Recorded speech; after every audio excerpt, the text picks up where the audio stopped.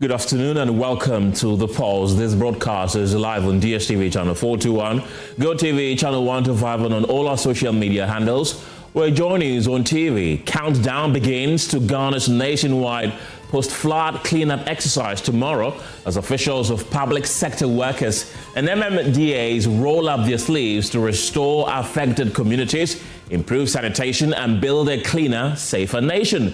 We have details plus speak with the Greater Accra Regional Minister to assess the government's preparedness ahead of the exercise tomorrow. Cabinet approves the establishment of Ghana Medical Equipment Services Limited, a subsidiary of the Ghana Medical Trust Fund, to oversee the management, maintenance, and optimal use of medical equipment in major hospitals across the country.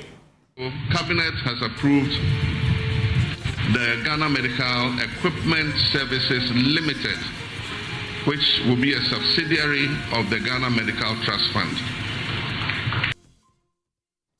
Also ahead this afternoon, Attorney General responds to concerns over possible political victimization with public tribunals as he assures of free and fair justice delivery. Tribunals, when they are established, will not be targeting any particular political party, and will be fair, and transparent in the dispensation of justice. We will tell you where the bill is currently in Parliament, plus hear from the MPP minority. We do not want regional tribunals. They bring about bad memories, scary memories, and bad dreams and intimidation in our country. Let's reject it. Financial sector fraud hits a 4-year high with mobile money and digital payment platforms emerging as the biggest targets. We have details as the latest Bank of Ghana fraud report reveals cases have surged by nearly 50%. MTN mobile money, Airtel Tigo, and Telecash. So we are looking at fraud within that sector. I must say, this sector is very tricky. More as the Finance Ministry begins saving for massive 54 billion Ghana cedis debt repayment due next year as it acknowledges the difficult decisions it has had to make to stabilize the economy. Nkukwa Nkiti initiative in limbo as a Greek minister reveals some beneficiaries have unfortunately consumed the birds and they are sending me videos. That's what he says. The latest of these and many other stories are coming up in the next 3 hours. The Pulse is brought to you by Defendro Cough Expectorant. Defendro, breathe easy, feel better. My name is Kenneth Gyasi. See you in a moment.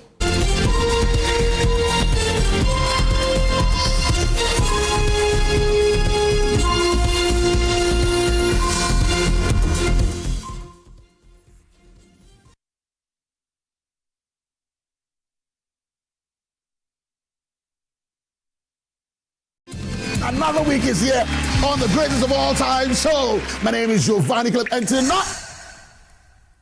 tonight we're bringing you talent.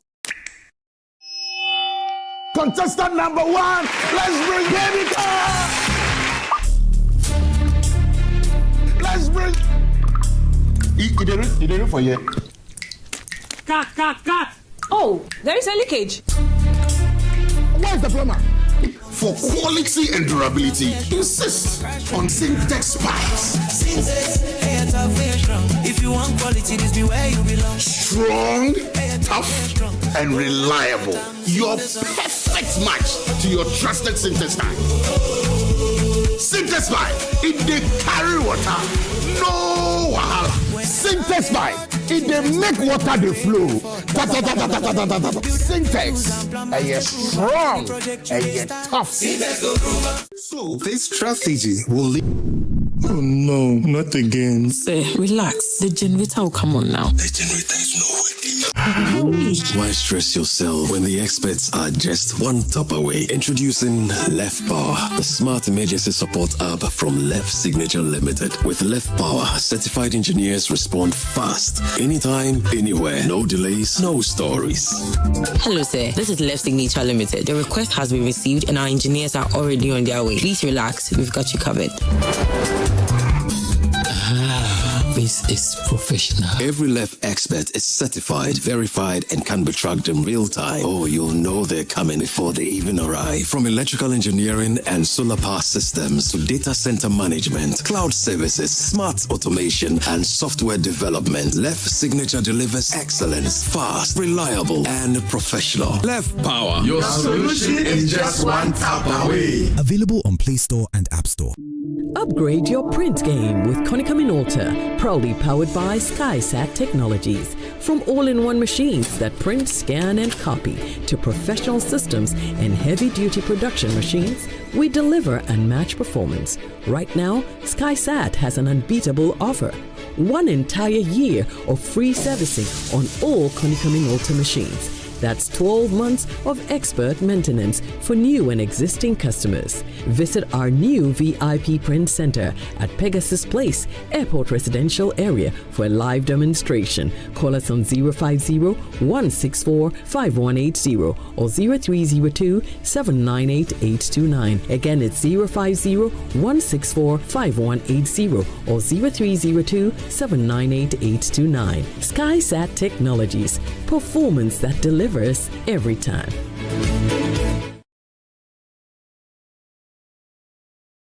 Missed passes? Bad referee decisions? Don't let your child's grade suffer a bad match. Ensure a straight win this academic season with curriculum-aligned textbooks and interactive tools from Pegasus Publishing. From preschool to senior high school, we have the exact game plan your kids need to ace their classes. And because it's World Cup season, you get a massive 20% off every single book. Don't drop points. Call 059-50-10175 or dash to Pegasus Publishing in Accra, Newtown, right opposite the Total Energy Station. Free delivery within Accra when you call. Pegasus Publishing, shaping minds, winning futures. Palladium Residences in Achimota isn't just an address, it's the home you truly earned. Secure your place with just a 10% deposit and choose from beautifully designed modern apartments or spacious townhouses built for everyday comfort. This is more than a building. It's a vibrant, curated community with a clubhouse, state-of-the-art gym, and an on-site hotel, all at ABC Junction, minutes from Achimota Mall. Enjoy city energy while retreating to your private sanctuary. Call now to reserve your unit and benefit from limited launch incentives, including priority unit selection, executive pricing, and flexible payment options available. Don't miss the chance to pick the best homes. Book your private site visit today. Call 050-9823-424. Palladium Residences. Live smart, invest better. This July, get ready for stories that will make your heart race. From love and passion to secrets and lies that can ruin everything. Catch the sizzling episodes of Sins and Roses at 4 p.m., Domenica Monteiro at 5 p.m., Be My Sunshine at 6 p.m., and Avenida Brazil at 7 p.m. Central African Time. Only on Novelas Plus, Channel 134 on GoTV.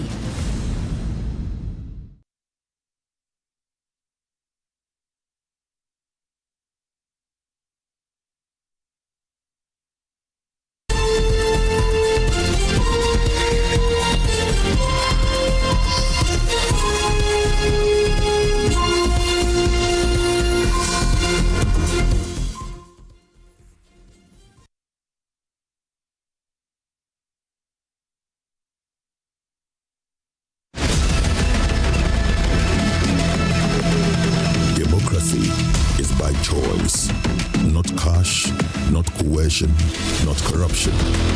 Vote buying silences the will of the people, and check illicit political financing weakens the very sovereignty of a state. Democracy falters when everyone's choice is compromised. An unprecedented multimedia politician-citizen forum brought to you by Joy News Impact Makers Foundation. This community-level engagement will spotlight illicit political financing, explore its implications, and proffer solutions to safeguarding Ghana's democracy. Democracy is not for sale. On Joy News, Adom TV, Joy FM, Adom FM, and across our social media platforms.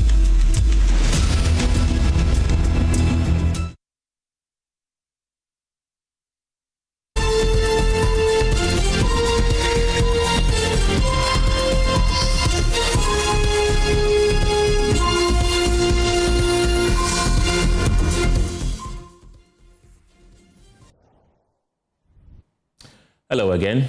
Attorney General Dominic Ayini has given a firm assurance that justice delivery under the proposed public tribunal system will be free and fair.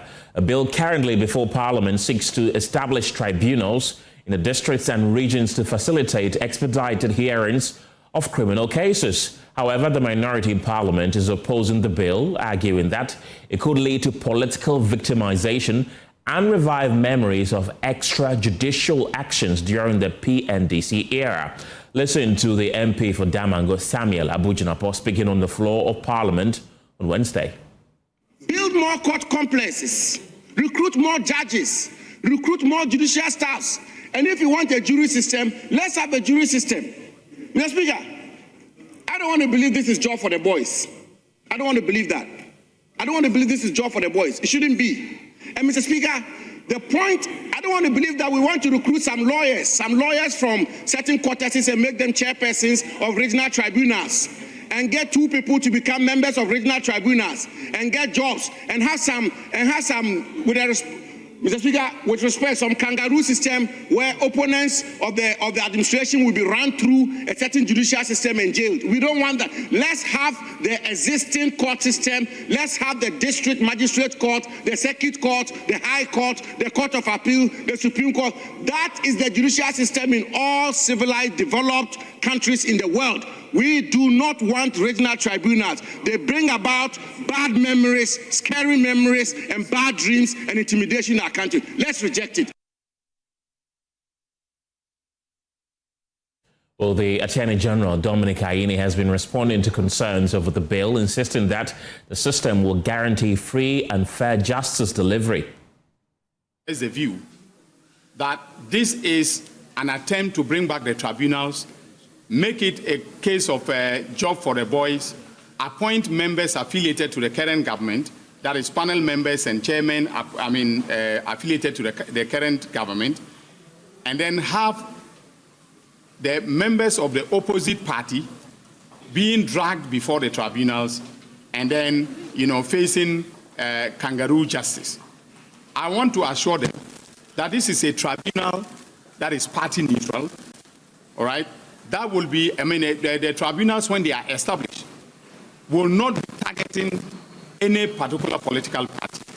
They will dispense justice in accordance with law, and they will be fair, and transparent in the dispensation of justice.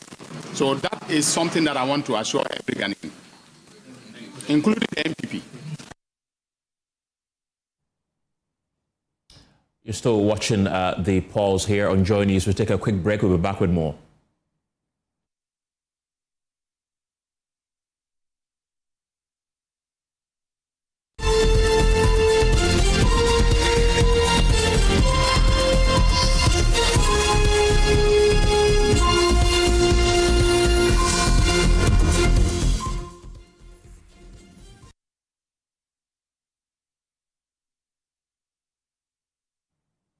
Let's go on to Zoom right now and speak to our resident correspondent in Parliament, James Aveji, for more on this. James, the debate follows the bill's appearance on the floor of Parliament yesterday.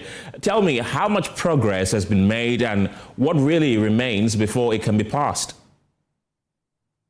Ken, if you follow the process, the bill, after the first reading, was sent to the Constitutional and Legal Affairs Committee to work on it and bring a report to the House on the way forward. And so yesterday, the Legal Affairs Committee, Constitutional and Legal Affairs Committee, brought back that report to Parliament, and which was adopted.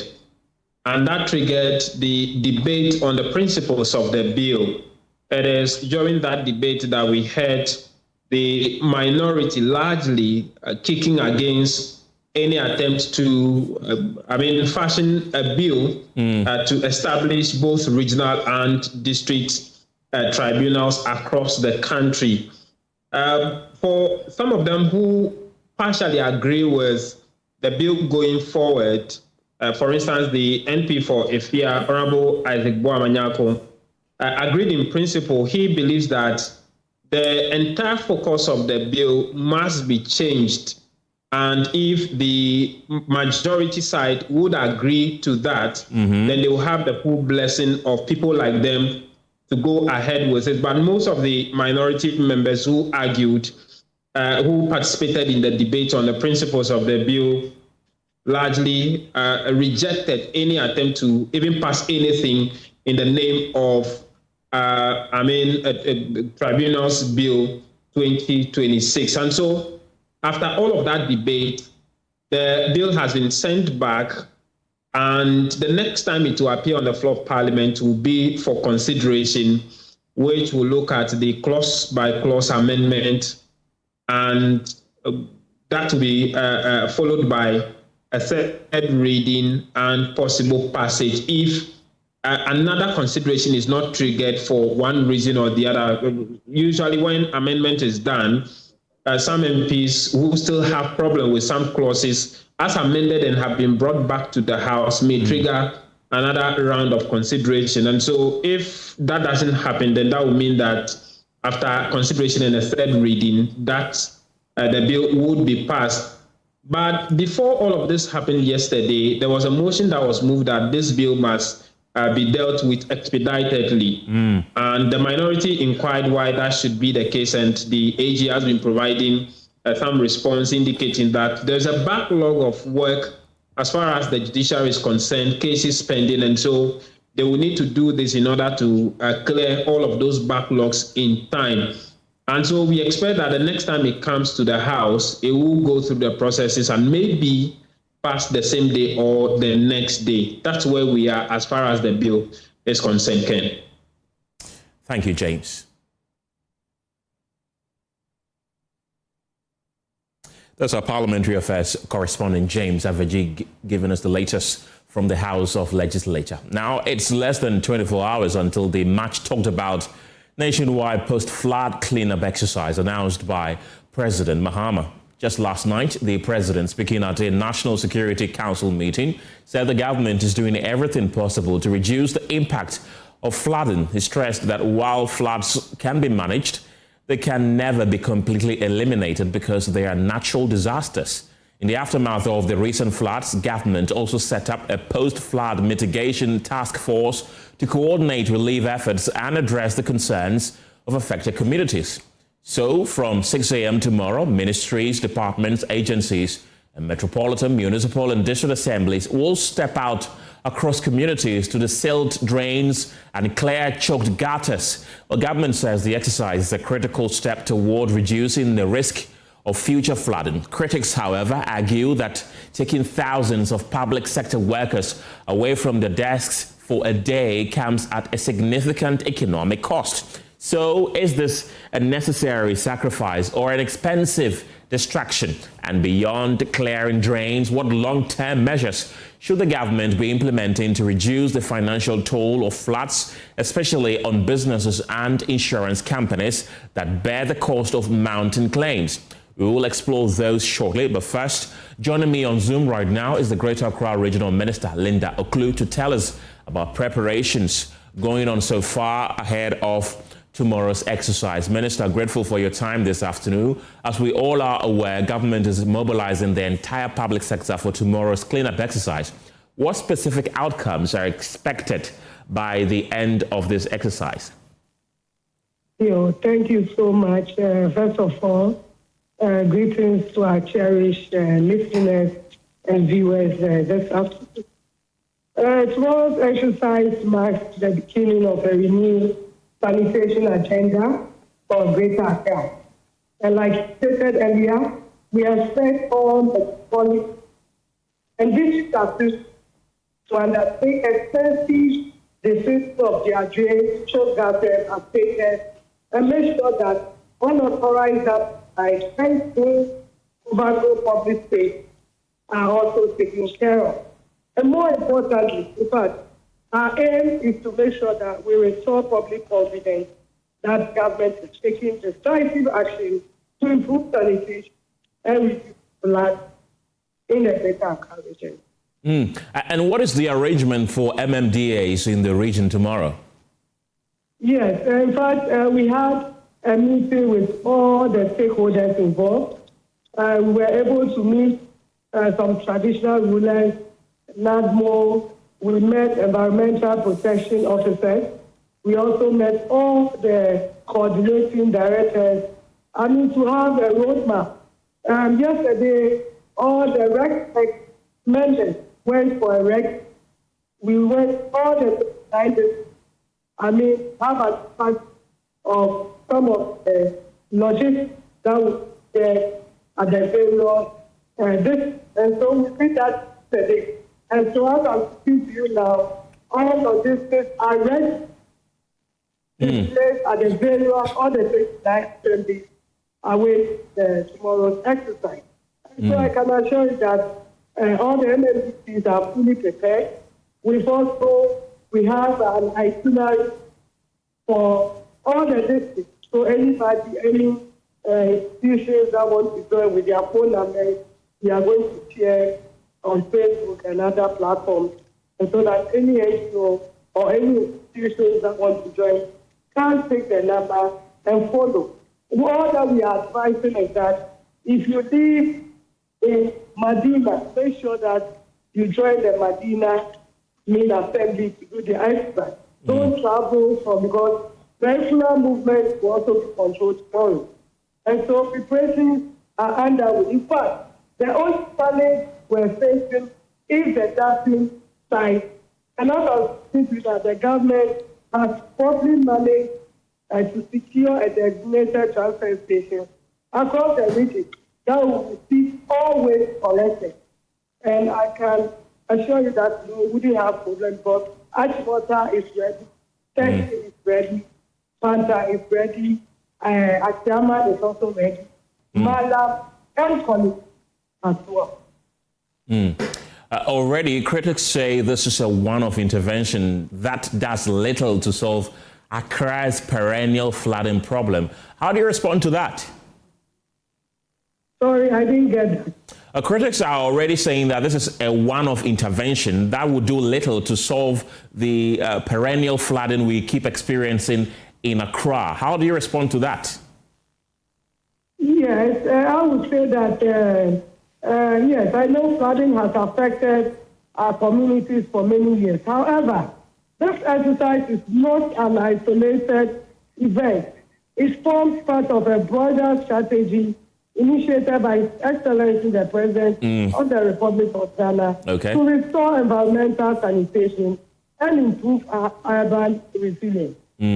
Minister, critics say that this will not solve any problem. This is a much ado about nothing intervention. It will solve because, trust me, initially we were relying on only the MMDAs, to take charge of their environment. Forgetting that when we talk of sanitation, it involves a lot of a shared responsibility. It's not for one person. And so tomorrow's exercise, that is what I'm saying, that it's a renewed, it's a renewed sanitation agenda. And this is going to open a lot of people who now have an idea of how to keep our environment. Because tomorrow's exercise, everybody, all hands are on deck. We are going to make sure that they participate. And Ministry of Local Government is also going to put measures in place.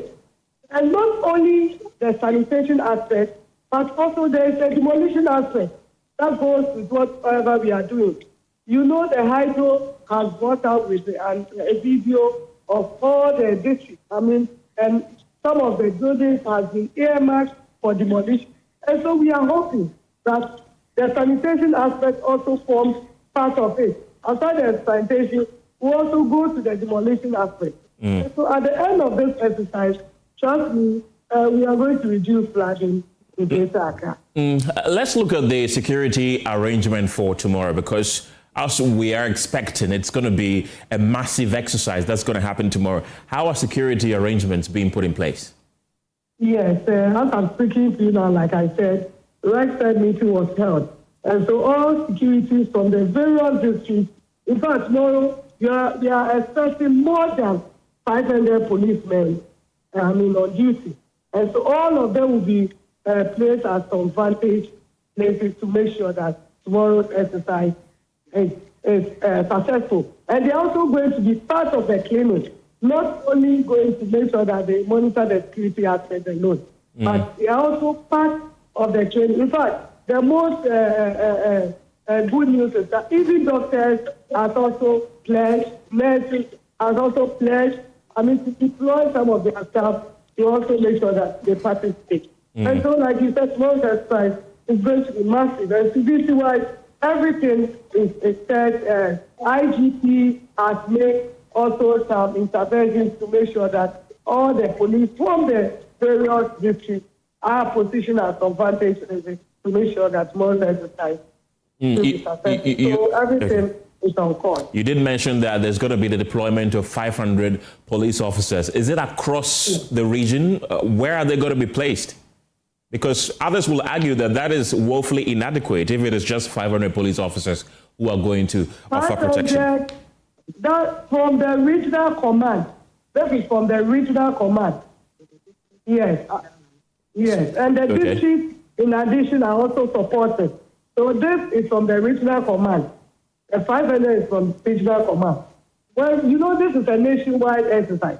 And so we should know that we also have district police at officers at all the districts, all the country. And so I believe that they've all made provisions to make sure that they deploy their staff to participate in this process. And are there going to be provision of anything like water, food, anything for the people who will be participating? Oh, yes, water, yes. But food, I would advise that we all take some breakfast before coming. But the assemblies, in fact, we have some caterers who have called that they will be coming with some breakfast. And so let's hope that we'll have enough, to feed. Because if we have, that strength, we can be able to work more. So water, yes, the assemblies, they've made provision for it. And then food, as for the food aspect, there will be breakfast, yes. They will serve breakfast. So everybody, and so also this drinking company, they made this Coke and Sprite and whatever. They've also pledged to come with some drinks, to support the exercise. So we are hoping that we'll get enough to eat and drink tomorrow. Will the president be taking part in this exercise tomorrow? Sorry? Will the president be taking part in this exercise tomorrow? Oh, yes. His Excellency the President and the Vice will be taking part. But as to where they'll be visiting, we cannot make it known because we want to take some of the assembly by surprise. The President will visit them and know what they've done so far. And so we wouldn't put where they will be yet. They'll be touring. We want to take some of the assemblies by surprise. So the President will be visiting, the Vice will also be visiting. All the MPs, CEOs, Chancellor, everybody is on board. And where will you be? I will be at AMA. I'll be visiting AMA, Ayawaso, Okankwe North, Ayawaso West, Tema West, and Santana Adina.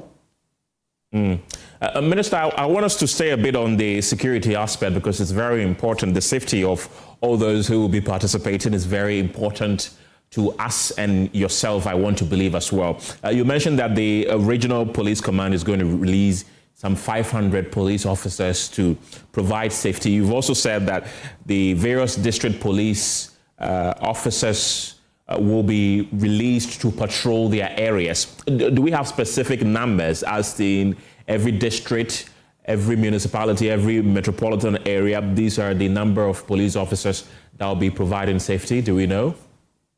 With the numbers, I believe there will be a press conference from the Ministry of Interior. he will come out with the numbers from every district. So I don't have the figures as I'm speaking to you now. Okay. I'm speaking from the perspective of the region, directly from my regional command. That's what I'm saying. So with this, the interior minister will come out with it. Let's talk about dumping sites, because after these cleanup exercises are done, they have to be disposed of to somewhere. And there are already concerns that there are not enough dumping sites in the Greater Accra region. Are there arrangements for dumping sites to be made readily available so that they are disposed of quickly? Yes, I told you that the government has ensured after this exercise, waste generated from this exercise will be properly managed. And for that matter, we were able to meet some service providers, which they've given us Achimota waste site. It's ready, operational 24 hours. Testing is also ready to receive us tomorrow. Pantan is also ready to receive. Ashiaman is also ready to receive. Malam is also ready to receive. And Kolebu as well. So is this the final destination of where the refuse will go, or this is a transfer site, the names that you've mentioned? Those are transfer sites. Okay. Those are transfer sites. So ultimately, where will it go to, the final destination? Adepa, the final destination is Adepa transfer. And is it enough to accommodate all the waste that we'll be clearing from? Oh yes, it's enough. You can visit, let some of your media people go there and have a look of the place. That place is big enough to receive everything tomorrow. So we even have a resort DC officers there at some speaking. And do we know the number of trucks that will be released across Greater Accra region for a start, and the other regions that will be participating in, so that it ensures the smooth arrangement and transfer of these wastes? Yes, the number of trucks, in fact, RedCheck are working on that. And so, like I told you earlier, we did a recce to know the numbers, but some of the places need addition. And so, I don't know, but tomorrow, I believe some of your media guys and ladies will be there to have figures of the logistics deployed at the various districts. So we can get that for you hopefully tomorrow morning. And what role are Zoom Lion and other waste collectors going to play in this? Please come again. What role are Zoom Lion and other waste collectors going to play in this? They are cleaning. They are part of the cleaning, and also ensuring that the waste generated are properly disposed. So they are part of us. Yes. That means government is collaborating with them? My dear, this I cannot, I beg you. You know, this exercise is for everybody. And so they are on board. So whether they are also participating. And so that where you are coming from there, I don't have an answer for you for now. Okay, let's look at the time period, because already there are concerns that this will disrupt economic activity in the capital and across the regions this is going to take place. From what time to what time are we expecting this exercise? Yes, it depends. We are starting at 5 a.m. We want to start as early as 5 a.m. So at least by 12:01, we should be there. At least by 12, depending on the number of people available. And so if you are able to start early, trust me, we can even by some of the by each 10, 11, or 12, we should be there. So I take that to mean that. And so we want to target. So that is why we want to start early, at least by 1 o'clock, we should be. Okay, so you say you are starting at 5 a.m. and should be done by 1 o'clock. But there's a possibility that within those time frame that you've provided, work would not have been done when the time elapses. So does that mean that it's a bit flexible, the time? It can go beyond 1, or it's strictly at 1? Oh, we can go beyond, depending on the yes, that is all. They want to ensure that target is met. And so, I mean, if we are able to meet our target between 5 to 12, why not? If we should go beyond 12 o'clock, yes, we'll do that. But don't forget that the exercise is 2 days exercise. If we are not also able, I mean, if we can continue the follow, I hope the Saturday we should do that. The expectation of this exercise is the participation of all public sector workers. Is there any mechanism to monitor whether this will happen, whether all public sector workers are going to take part in this exercise, and how is it going to be done really? We've put in place a monitoring team, and so I have with me the list here, and they are team leaders, and so that is what we've done so far as a region. So every district, for instance, when we pick Ladade-Kotopong, we have Lejekuku, Konwo, Tema West, Tema Metro. We have a team leader come out to represent, which is Madam Maima, accompanied by the MP as well. So we have the MP, the MP, and then the team leader, who is Madam Maima. And then we also have their contact. And so these are some of the teams. And the CEOs, once as you, they all have their team leaders, but they are collaborating with us. So that's why we should have a contact person from us. You see that have all the associated with this team so that they will move accordingly, make sure that everybody will participate in this. And what happens if people flout that? Sanctions will be applied, that one there. Okay. Sanctions will be applied. This is a directive from His Excellency, and I believe we should all comply with it. You did mention a while ago that the final destination of all this waste will be at Adepa.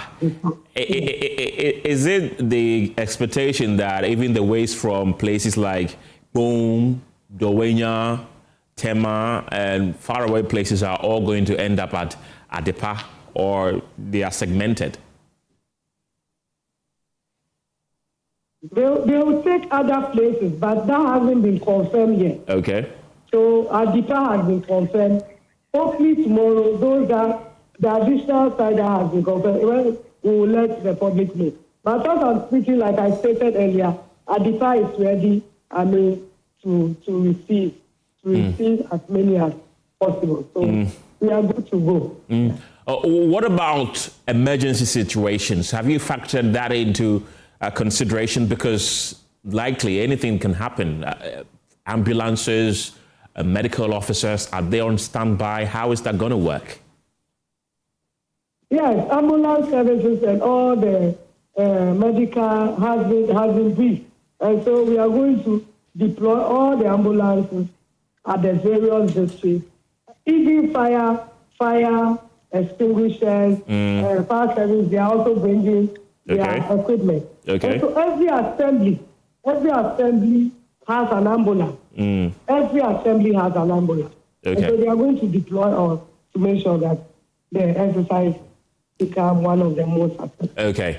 We know that this is a 2-day exercise. You've largely spoken about what we are to expect tomorrow. Let's look at Saturday. What do we expect? By Saturday, we should be making sure that we've already even met our target. We have a target to meet. And so Saturday, at least, we should make sure that we meet our target. What are some of the targets that we are saying? We want to make sure that we defill all the drains, we clear all the choked waterways, remove unauthorized dumping sites, and make sure that overgrown public spaces are also taken care of. And so at the end of the day, like I said, we should restore public confidence that the government is taking a decisive action to improve sanitation and reduce flood risk in Greater Accra. Hopefully by Saturday, we should be able to meet our target. Do I get the impression that there's likely to be demolitions tomorrow and Saturday? Definitely, yes. Definitely. Well, don't forget, we also have the military on standby. In fact, the demolition even started about a week ago. When His Excellency gave a directive. And so the military, together with some of the various assemblies, are handling that. And so they are also taking care of some of the demolitions. We are focusing on the sanitation. So yes, there are demolitions that will be going on tomorrow. And that begs the question that many are asking, to what end? Because if you do this tomorrow, if you do this on Saturday, waste is always going to be produced any day, any time. Does it end there? Does it end on Saturday? It wouldn't, because sustainability is our priority. We have directed all MMDAs to institutionalize within the system regular sanitation inspections and strict enforcement of sanitation and mental by illegal damage, waste of water waste, and indiscriminate disposal of waste will not tolerate.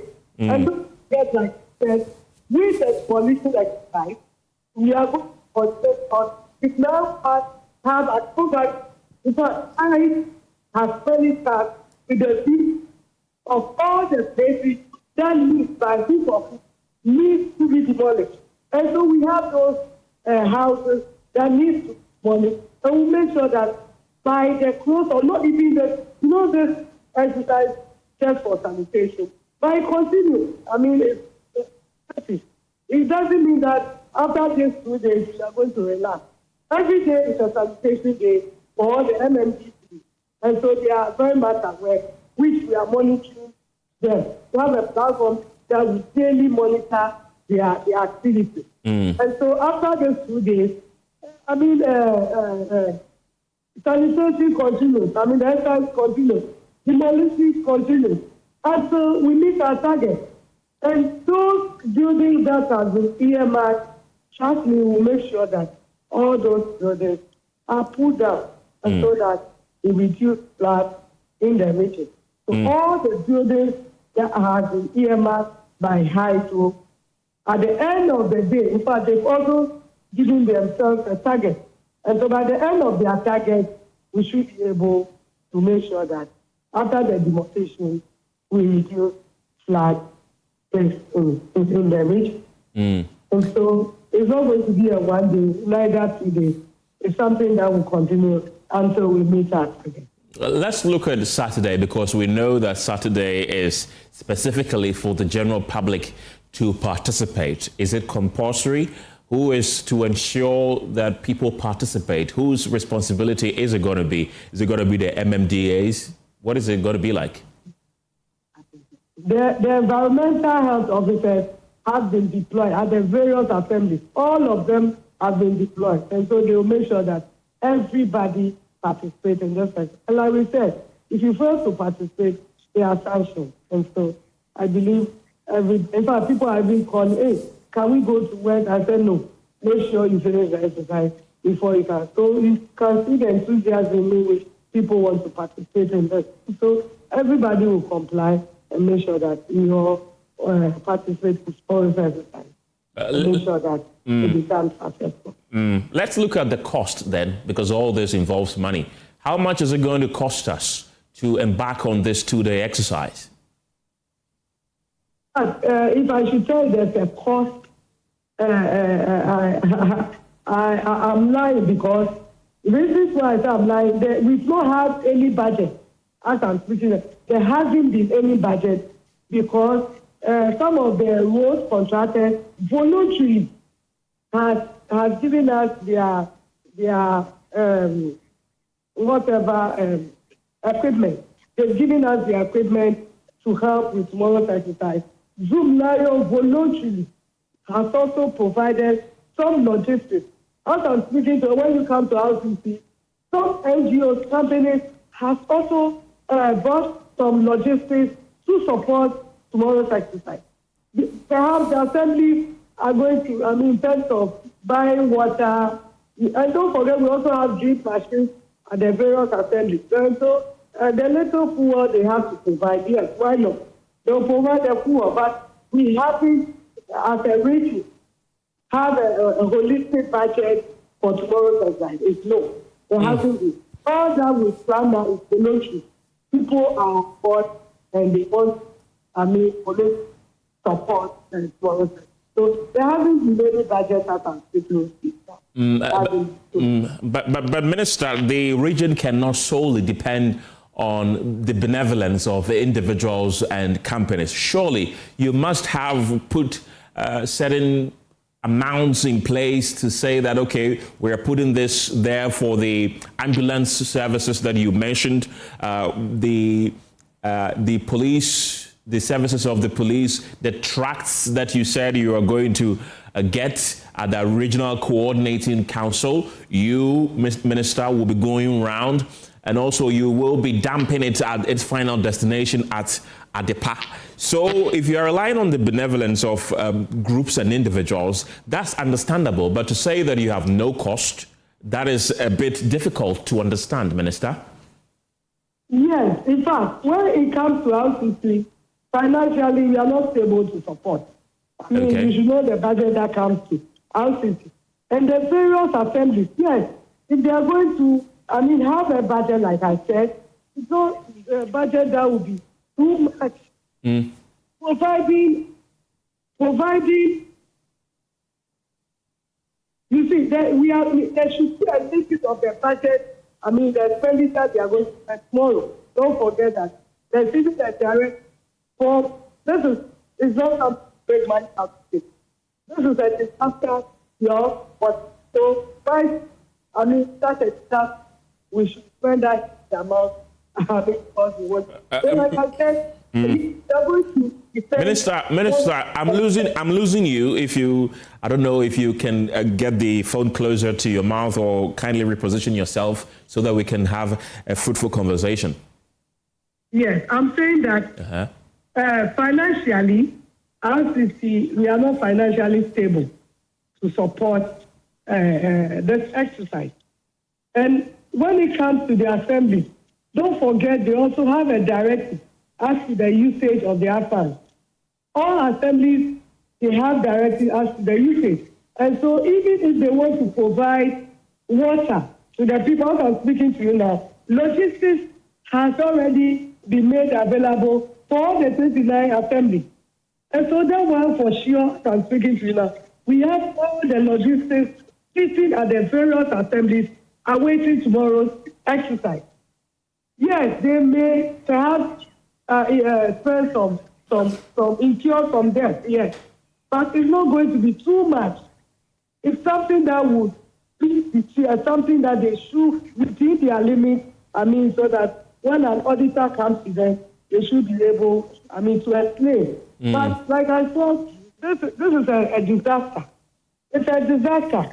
And so why should we incur such a huge amount of money before we come? So voluntarily, people have come on board to make sure that this exercise becomes a success. And like I said, most contractors have deployed all their equipment. Some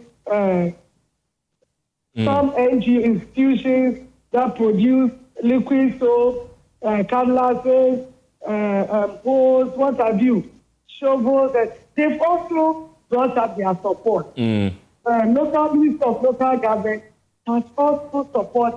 And don't also forget that the contingent fund that is excellent spoke about, there's also going to be a small portion of it that will also support, some dispersing, to make sure that exercise becomes a fact. But I don't have the contingent fund is not with my money. That's under NAGMO, so I cannot take that. But I believe they also bring out something later to support. So do I then get the impression that the persons that are going to foot the bills that will come outside of the donations you've received are going to be the districts? Is that it? Please come again. You have mentioned that the Regional Coordinating Council is cash-strapped. You don't have any money to spend on this. And you mentioned that the districts are going to be heavily involved in this. So I'm asking if the extra cash or the extra bill that will arise outside the benevolence of the individuals and companies who have offered to help, is that bill going to be footed by the district assemblies? When we get to the bridge, we'll cross. When we get to it, but we should also not forget that the assemblies, they also have part of their money at sanitation. This is 1% or so. 10%, yes. 10% for sanitation. And so they also bring out that amount to support the exercise.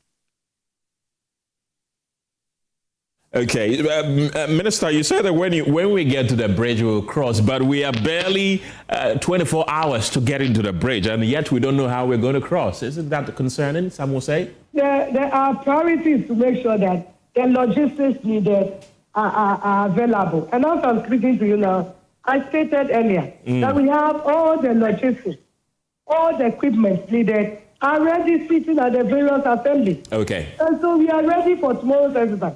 We don't know whether we are going to incur additional deaths. Who knows? And so when it comes, the assembly, they have 10% sanitation, support from their funds. And so they can use it to support whatever it is. We are ever ready to. And can you quantify in monetary terms the amount of the support that all these companies coming on board are going to provide in monetary terms? Do you know? I'm not sure. We are speaking. We've asked anybody to support cash. The support, you see, people are supporting with equipment, no cash. We are not interested in taking cash from people. Our interest is to make sure that we get the needed logistics, and that is where our focus is. We don't even want to take cash from any other person. If you want to support with cash, the exercise is ongoing at all the 29 days. If you want to support with water, if you have cash, use it to buy water or drinks to come and support. Or use it to buy logistics and come and support. We want to avoid situations where people will say we are supporting with cash. If you have any cash support, visit the presidency. That is where they can receive cash. But the various assemblies, our focus is to make sure that we get the needed logistics, which we have. So additional logistics, why not? They are accepted. If they should come, if anybody wants to support in cash, they can go to finance and do that. So where is finance? Government. Hello, Minister. Yes. Where is finance, please? Minister for Finance is there. Local government is there. Ministry of Interior is there. NADMO is also there. So they can go there with their cash donation. But our CCV are not going to accept any cash. Our focus is to make sure that the needed logistics that we need, why not? If they have logistics they bring, we will take it. As I'm speaking, like I said, other institutions brought liquid soap, they brought shovels and other things, which we've asked the assemblies to come for it. And so that is what we can account for. Please, I don't want any cash to come to me. So people say, they're giving regional minister this and that. Any cash should be directed to NADMO, Ministry of Interior, Finance, or the President. So now that the minister has made us aware that this exercise is being done largely on the benevolence of companies and individuals who are supporting, what if the support is not enough? What happens on the day? My dear, government has made enough provision for this exercise. And I told you, out of the contingency fund, there's a portion of amount that has also been allocated to make sure that this exercise is successful. And this fund, I'm not, it's not within my mandate to mention. But it's coming from Ministry of Interior. And so they can speak to that. But as far as I'm concerned, our preparedness is my priority, and that is what matters. We are fully ready and prepared. The institutions are just supporting because I mean, this is a shared responsibility. And so they are just supporting. We are not solely relying on benevolence. No. The government has made provisions to make sure that this exercise is successful. And that is what I'm saying. That this is a disaster, natural disaster. And we don't want to incur any additional debt. All companies are on deck. They've made provisions. Government has also made their provisions to make sure that this exercise is successful. So like I stated earlier, our mandate is to make sure that this exercise becomes one of the most successful cleanup exercise in the region. And together, let us all come to reclaim our communities, protect our environment, and build a cleaner, healthier, and safer Greater Accra. A cleaner Greater Accra begins with you. Let's all come to participate and make sure that this exercise becomes one of the most successful cleanup exercises. So thank you so much, my dear. Please, I beg you, I have other engagements. As I'm speaking to you now, we need to visit some districts and make sure that they get their logistics for tomorrow's cleanup exercise. That's fine, Minister. We are so grateful that you could make time out of your busy schedule to speak to us. Thank you so much. Linda Oklu is the Greater Accra Regional Minister there. Now, while the full cost of the recent floods is yet to be determined, the economic impact is already evident, from damaged homes and businesses to disrupted livelihoods and mounting insurance claims. Tomorrow's nationwide cleanup also raises another question. What really is the economic value of the working hours that will be sacrificed? And beyond affected households, what policies should the government introduce to cushion businesses, particularly insurance companies that shoulder huge payouts after disasters like these? Joining me right now is Professor of Finance at Andrews University, Kwesi Pepra.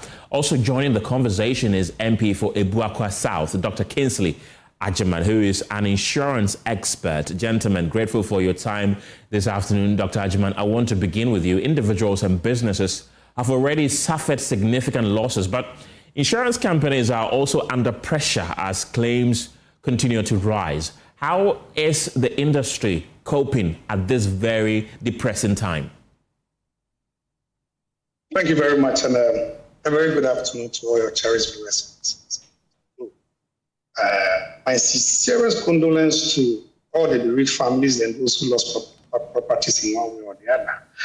If you ask whether the insurance company, how we are coping, I would say that it's a very troubling time. Nobody will want to pay claims. We are estimating claims currently at around almost 500 million Ghana cedis, $500 million cedi. That is going to balloon every insurance company's claims record. So it's a very turbulent time in the insurance industry. However, because the industry has been able to build resilience over time, that is prudent underwriting that has taken place in the industry, very rigorous regulation and supervision that comes from the regulator. I would say that the industry, even though it is challenged by this balloon debt, has a very good resilience to be able to support all those that got covered by the flood. And would you say that the recent flooding has exposed weaknesses in Ghana's insurance penetration and disaster risk financing? We didn't need a flood to even expose this, because we are doing currently insurance penetration is about 1%. That's against the African rate that is on the average of 3%. Globally, the insurance penetration is about 6% of GDPs. Ours is less than or approximately 1% of GDP. So we didn't need a flood to expose these weaknesses. What this tells us is that people are not patronizing insurance, which is a very key, important, or a very key aspect of our well-being. Whether we like it or not, insurance is the only mitigating factor of vehicle that impacts on outcomes of disasters. There has not been anything in this world that has been able to provide this solution, not even prayers. Because let me ask you, the discussion goes beyond where you are, whether you have flood-prone areas or whatever. You could be living in a very high area. By the time of the flood, your car could be caught up in a flood zone. What happens to you? You lose property. You lose car and other belongings. So I would say that penetration has been a challenge over the years, and doing less than 1% as against the African average of 3%, we didn't need this flood to expose that weakness. I'm wondering what immediate intervention you think the government should consider to ease the burden on insurance companies. So there are two-pronged approach. You realize that when the government proposed to impose tax, that's VAT, on non-motor insurances, we came out strongly to encourage government to do it. Because where you have a low penetration, you don't impose VAT. At the moment you impose VAT, you are preventing people from participating in a risk portfolio that is already lacking low penetration. So the imposition of the 20% VAT on non-motor basically means that people are shown away from the insurance product, that the non-motor insurance product. So the immediate request or the most prudent thing to do is to ask them that, please, this imposition is taking people away from participating in insurance. So there must be a waiver or a suspension of the VAT on the insurance product. And having done that, that will increase consumption of insurance services. Beyond that, because the insurance industry, insurance companies have been exposed in terms of the flood claims, what it means is that their bottom line is going to be impacted. Bottom line means that there's going to be low profitability. Low profitability means that we can also ask the government, or we may appeal to the government that you should have a waiver in terms of corporate tax for insurance companies. Because when these insurance companies go out of business, the impact on the economy will be very good. Employment will be affected, the risk or disasters will be exposed very, very high, and the penetration or insurance penetration that we want to go up, want to soar up, will be drastically reduced. So these are the two interventions: a suspension on the VAT on the non-motor insurance policies, and a waiver, some form of a waiver or an austerity measure to insurance companies so that they can bounce back. Dr. Kingsley Agyeman, glad you could join me this afternoon.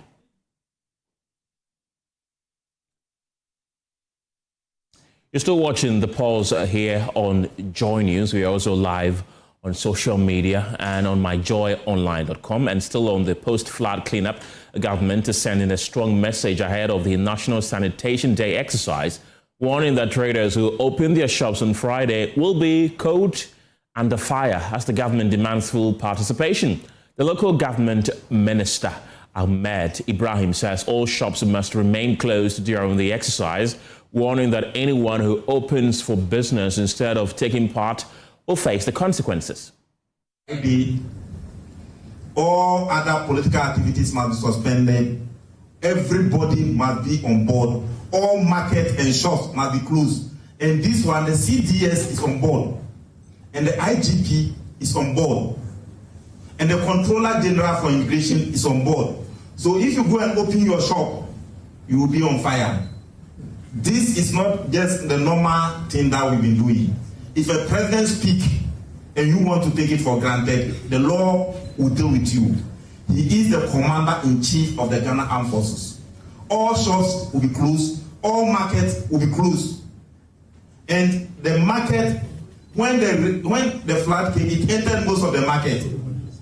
So if we don't close them and sweep and clear all the debris and disinfect most of the places, they will be selling all those things for us to eat, and there will be outbreak of diseases and those things. That's the local government minister there. Already his comments have generated mixed reactions among traders. While some traders say they support the initiative because cleaner communities benefit everyone, others fear closing their businesses, even for a few hours, will affect their daily income. Fair. It's unfair. It's not good. So please, we are all involving to clean the country, especially local markets. Me, it's here I make money. Oh, if I get 2 cedi price here, so me, I support to clean all the country. If President Mahama wants us to close our shops and support the cleanup exercise, we have no problem with that. We support this initiative because the sanitation situation affects our health and we all contribute to the problem.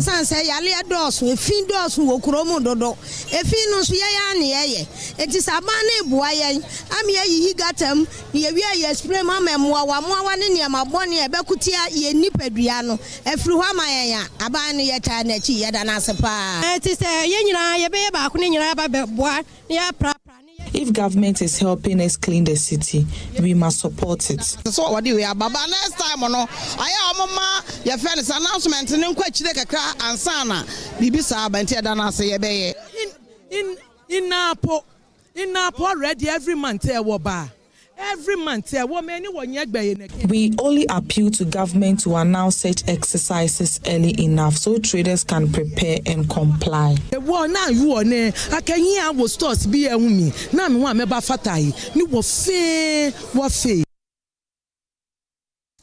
also been hearing from President John Mahama, who says the government is making every effort to minimize the impact of flooding across the country, stressing that while floods can be managed, they cannot be completely eliminated because they are natural disasters. Of the floods that affected a lot of the southern coastal part of our country, I deemed it necessary for us to have a national security meeting to discuss the issues arising out of that natural disaster. It's become a recurring incident. But of course, this was far worse than any that we have seen, both because of the vagaries of climate change. It looks like increasingly every year the rainfall is getting heavier, and it means that we have to see what mitigation measures to put in place. And so, aside from that, too, the pressures of urbanization. Accra being the capital, it is expanding at a very alarming rate, and the desire for land to build is increasingly making people encroach into areas that were formerly reserved for the passage of water and the containment of water. And so of course, we've asked the Army to get involved in the flood mitigation measures, and then also NADMO and others are involved in relief, spreading of relief items. And so we want to look at what's been happening so far and what the measures we have to put in place going forward would be. Of course, we set up a task force before the incident occurred. They did some limited work in terms of dredging some of the waterways, but I mean, the amount of rainfall that fell this time, it was very difficult to contain. Happily, the Minister of Finance has released some money from the contingency fund for us to be able to finance the mitigation measures going forward. We might not be able to completely eliminate flooding because it's a natural disaster that happens not only in our part of the world, it happens in other areas. But we can minimize it and make its effect less disastrous like what happened.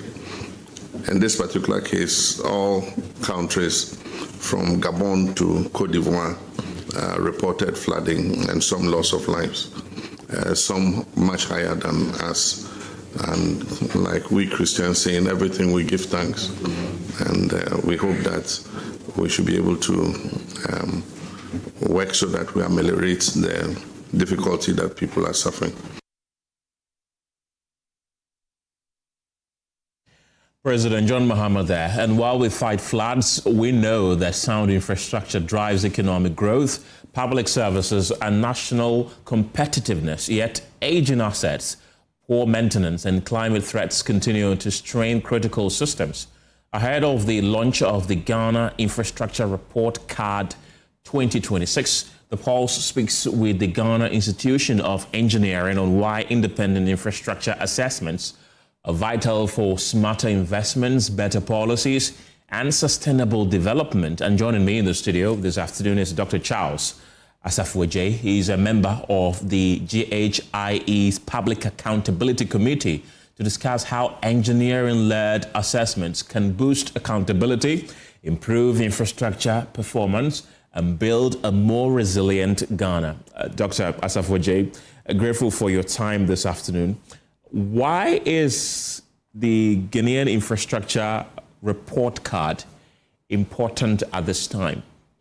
Yeah, let me use this opportunity to say good afternoon to viewers and also to thank you, Kenneth, for asking this important question, especially at this time of the season when we are experiencing the impact of climate change and infrastructure, resilient factors. What I will say is that before I want to answer this question, I want to just take us a brief to why this report card even started. Okay.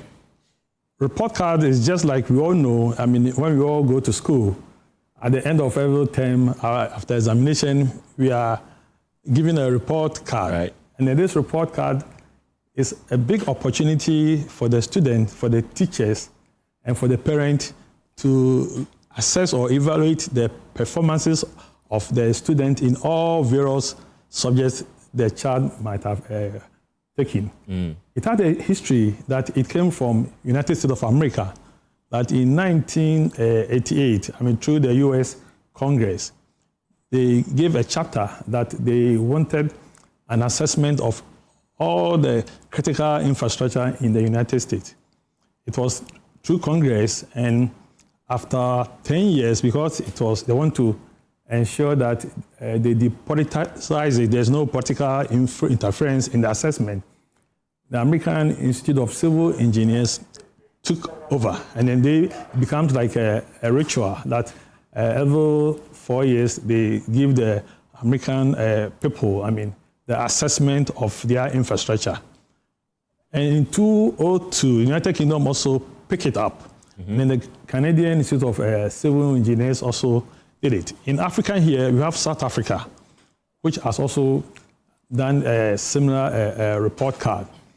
In 2016, the Ghana Institution of Engineering did the first one where they assessed critical infrastructure in Ghana. But that time, it was limited to 3 major infrastructure. That is, they were road and bridges. They look at the electric power, and they look at telecommunication. This were assessed, a lot of work were done, and it's important that as we go now, maybe that was done in 2016, almost about 10 years now. But this card that we are issuing, or the report, will be limited up to 2025. So it is important that we look at the history, and it's going to give us a very important or a critical view of the way our infrastructure has behaved, for the past 9 years. And based on that, the institution is going to launch this thing on Tuesday, 14 July. So that is the important. It's a way of having a very objective and critical assessment of major critical infrastructure in the country. So why now? Why do we need it now at this time? Yeah, it is important we do it now because looking at what is happening, the aging infrastructure that we have, every infrastructure has got a lifespan.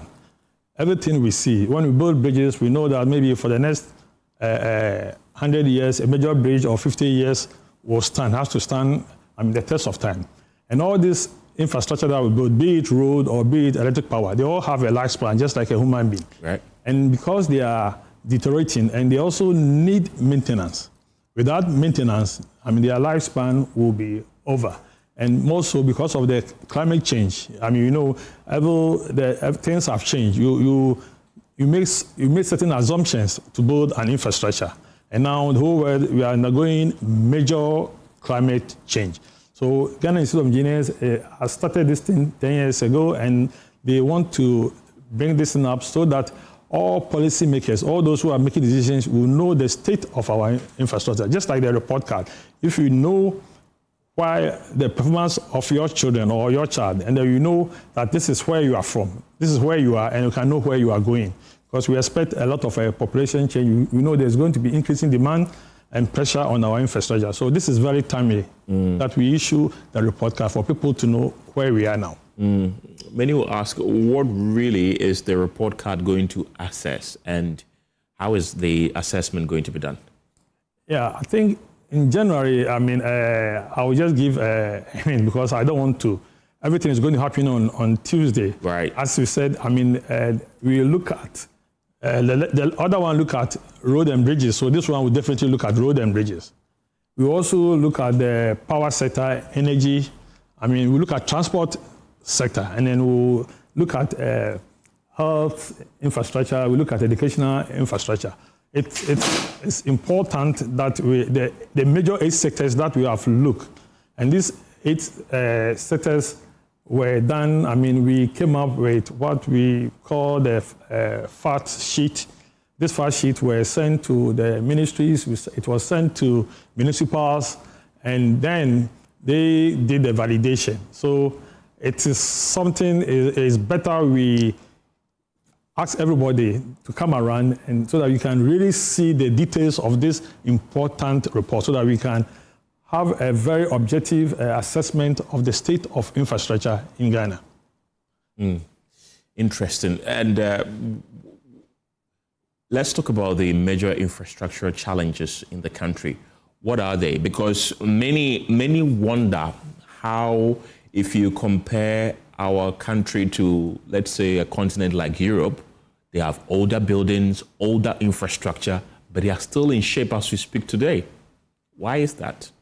I think you've said it very well. I mean, if you look at the challenges that we have, I mean, to me, if you don't plan, you plan to fail. I mean, there's nothing like no plan. Everything that we have to do, the basic thing is the planning.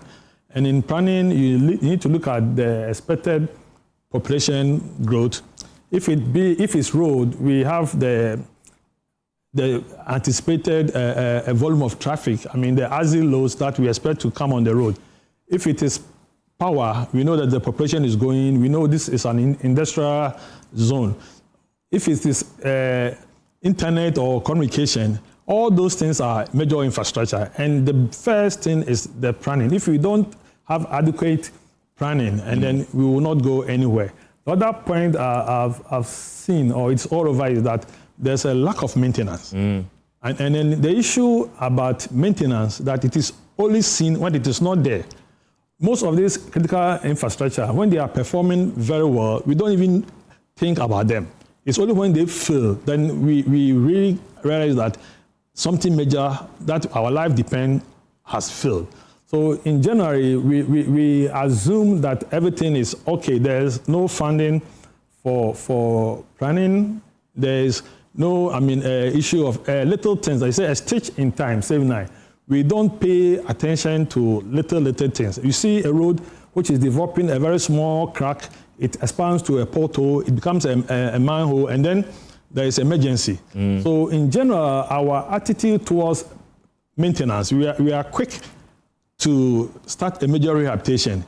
Let me give you an example. If you are a gentleman and then you don't maintain your shirts, you like buying new shirts, you like buying new dresses.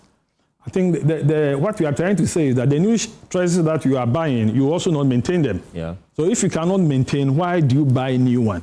I mean, we are a country of commissioning new project, cutting sod, but our maintenance is not very adequate. So all these things expose the weakness. It's only we do a reactive. We react to issues. We don't do, recurrent or we don't do a routine maintenance. We only react to issues. And most of these infrastructure, they have lifespan. Yeah. So when they are dead, it's difficult to revive them. That's quite interesting. And how does infrastructure quality affect economic growth, investment, and the daily lives of Ghanaians? I think we all are very, when there's shortage of water at home, you know how it affects you. If you have to go at distance, to go and fetch water, you know how it affects you. These days, we have all becoming internet dependent. When you don't have data, you can't go anywhere. When you wake up and then the road is blocked, it affects your daily life. So infrastructure is a measure of your GDP. And then the comfort or the level of accessibility that you accept infrastructure. You see that if you go to the hospital and then, they don't have the basic infrastructure to undertake basic medical care, it will affect your life. Yeah. I know the health of the population is related to the infrastructure. So without infrastructure, we will become very, very unproductive. We are not able to produce as a country. But it starts gradually. It's not something that comes at a go. Right. So at times we may not be able to evaluate and see how important they are. So we really have to ensure that for us to keep the society moving, the country moving, we don't have to underestimate the importance of infrastructure. It is related to the economic growth. That's quite interesting. And let's look at the role that the report card plays in strengthening accountability and improving infrastructure governance. What role do you think it will play? Okay. I think, as I said, I've been an engineer for over 34 years in the public life. So I've worked in Federal Roads Department, Ministry of Roads and Highways. I've worked with the ILO, the United Nations. I've worked with COCOBOT. And then I can tell you that when you are taking decision about infrastructure, there's something I call it invisible committee. Everybody is influenced by a stakeholder. It could be your father, it could be your in-laws, it could be some political figures, or it could even be, Kenneth, you, because you are my friend, you ask me to do something for you. It will influence me. So when we don't have a way of standardized assessment, we don't have a way of looking at appraisals, we don't have a way of, doing a scientific selection. And that is what the report card is trying to do. It's giving us a baseline. It's giving us opportunity to make scientific and objective analysis so that there is no emotional rhetorics. And it's trying to make sure there is no political motivation. I think if we look at the report card and then we look at it from objectively, I think it should be a major input in any manifestos or any critical decision that is going to affect the country. It's everything that we do, that is, be it infrastructure, be it a railway line, be it aviation, we should be able to look at where are we from and where are we going and where are we, so that your vision and your mission should be informed by assessment. And this is how almost all developed countries have done it. We need to benchmark our development. We need to see, okay, this is where we want to reach at this stage. But if it becomes a subjective, I say it is good, you say it's bad, it becomes like, under a tree argument. We need to have an objective, and this is what the Ghana Infrastructure Scorecard is going to do. One has been done, we will have opportunity to compare the previous one, and then I think the next 4 years or so, if the GIE is funded very well, and then almost at the interval of 3 to 4 years, there should be a new report card, and that can give a baseline of making informative and objective assessment of our critical infrastructure. We won't be reactive. Yeah. There won't be any knee-jerk reaction towards major failures, because we can then predict, we will then expect, and then we know that when this thing is happening, because we fail to do A, B, or C. I know that if we had planned our infrastructure very well, we wouldn't be witnessing all these flooding issues that we witness, right? Yes, you are very right. And then, the Institution of Engineering has already given a report on that, so I won't like to, make it, a subject of this topic. But one thing it is that we are not harvesting the rain that comes on the ground. We have paved, there's not enough filtration. We don't have a retention area. We don't have a reserve area. All our drainage is filled. In other countries, they have, all the water gets into the sea. There should be a barrier. In other countries, like if you go to, Denmark and Netherlands, they are even pumping water. Yeah. They are enhancing the outflow of the rivers such a way that there is no backflow. So all these things need to, take into board, and we need to be disciplined. That is it. There's going to be a nationwide cleanup exercise tomorrow and then Saturday. I believe you've heard it. Yes. What's your thought on that? Yes, I think it shouldn't be a one-day action. Normally, it's better we do things when out of the rainy season. The preparation, that's why we call the routine maintenance. The dredging and everything should have been done before, the actual day.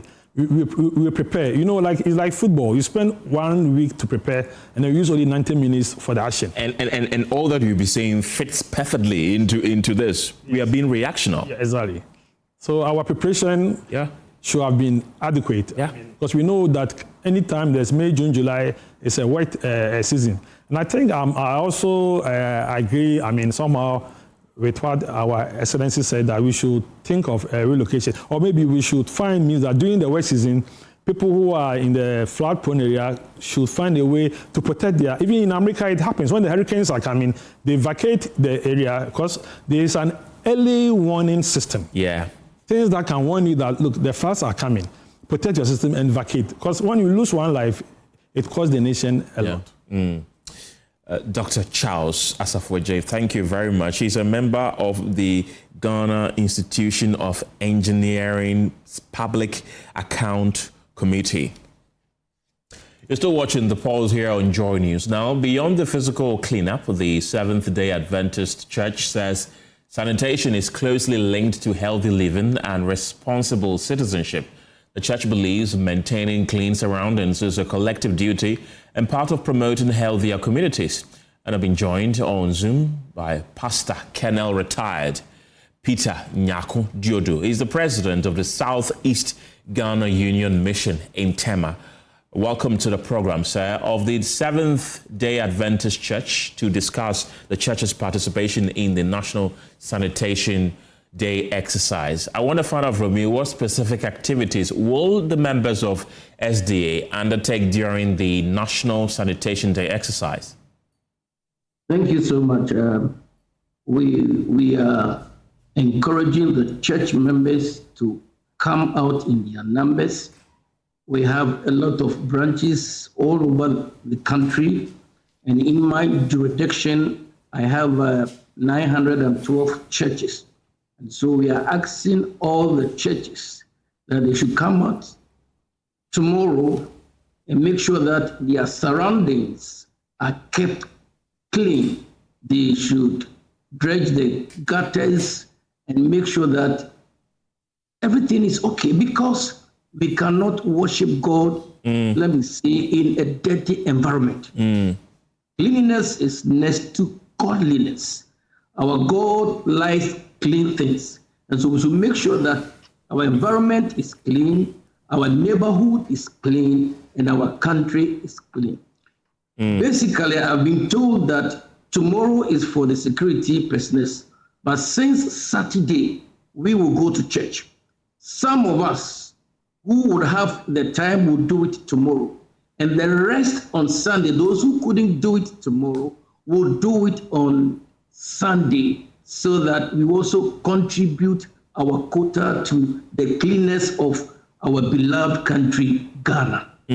That's very kind of the Church of SDA. You've already mentioned that you have over 900 members from your congregation who are going to participate, but across the country, in the regions where this is going to happen, how many people do you estimate to participate from your church? Roughly, we'll be having about 450,000 members. who would participate across the country. In Ghana, the church is, grouped into 4 regions. And so the regions, each region has a union. So we have 4 unions in Ghana, and then we have 4 union presidents. And so each union is going to mobilize the members and encourage them to come out and do the needful, because we are tired. Sometimes when the rainy season is just coming, we are afraid. We don't know what will happen, but we are praying that as we have begun, this shouldn't be a 9-day or 1-day wonder, 9 days wonder, but it should be consistent. We should be doing the cleanups every day and then, so that we get prepared. Should the rains come, we will not experience this flood again by the grace of God. You've already told us that cleanliness, they say, is next to godliness. Yes. Beyond this exercise, what role do you believe churches, not only SDA, should play in promoting sanitation in the country?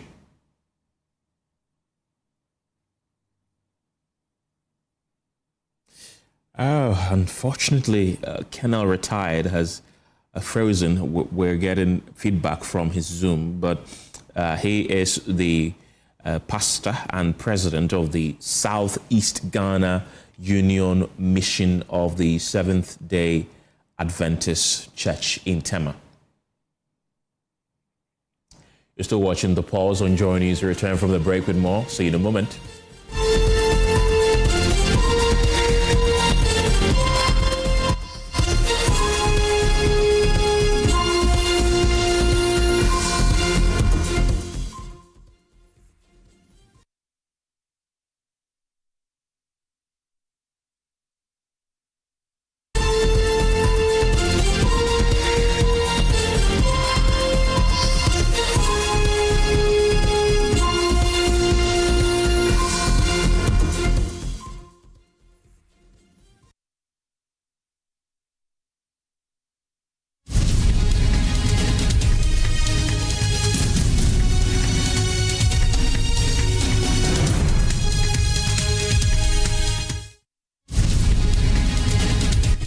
Let's now take you live to the Ministry of Communication, Digital Technology and Innovations, where the sector minister, Sam George, is currently addressing the press. Depleted, we are obliged to go into NCA's own resources. And so we are very happy that we are here now with a way forward through the committee's work. Just to put on record that the DTT platform as we have it today is a monopoly, and by the requirements of the Electronic Communications Act, its tariffs have to be regulated.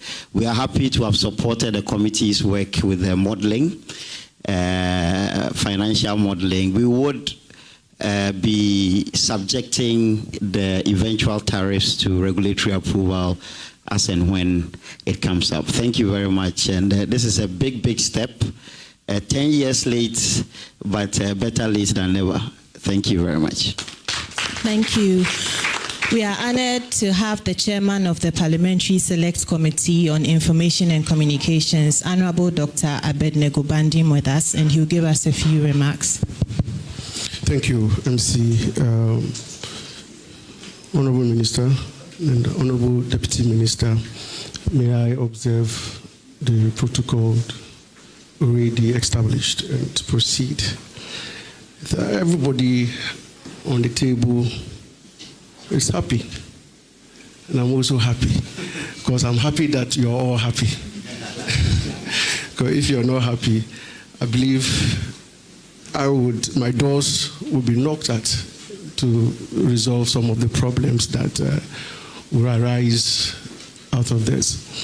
It is true that this has been a protracted issue on the heads of the ministry. And I'm serving my second term as an MP. In opposition in the 8th Parliament, these issues came to us. And, the Honourable Minister today was my deputy ranking, and we had to deal with this. So I know all of you on the table. And for me, because I have worked with the National Communications Authority before, from the inception of the DTT project, I am fully abreast with the issues. So that makes me extremely happy that you are happy. Let me thank the minister also for this initiative. I knew that he was the best person to deal with this issue because he has been involved with it. And as a deputy ranking, he's abreast with all the issues, have a very fair idea of how to go about it. So I'm not surprised that a committee was put together to resolve this issue. For us, as Parliamentary Select Committee, we are independent. We will be observing you, we will be looking at you and watching how you all conduct yourself. It's an agreement that you are going to be signing today, and we expect that you all follow through the agreement and resolve it to the successful end. Otherwise, when you start to, fight, as NMC said, that you have fought for a very long time, we will watch, but we will be looking at the public interest. And public interest, if we have to, in the end, recommend a legislation to resolve any problem, that is what we will do. So I hope that, since all of you are happy, we would resolve this amicably. GBC, they are also under the Select Committee, and they have come to complain to the committee about how they were left out in the agreement. I'm happy that the Director General spoke and said he's happy. So GBC, I hope that your interest is taken care of and that we will not hear any other issues with DTT. On this note, I want to thank you, every one of you, for fully participating and having this report presented today. May God bless our homeland, Ghana. Amen. Thank you very much, Honorable. The President of GIBA has requested that the Chairman of the GIBA Council of Elders also share a few remarks with us. So we invite Chief Crystal Jirako.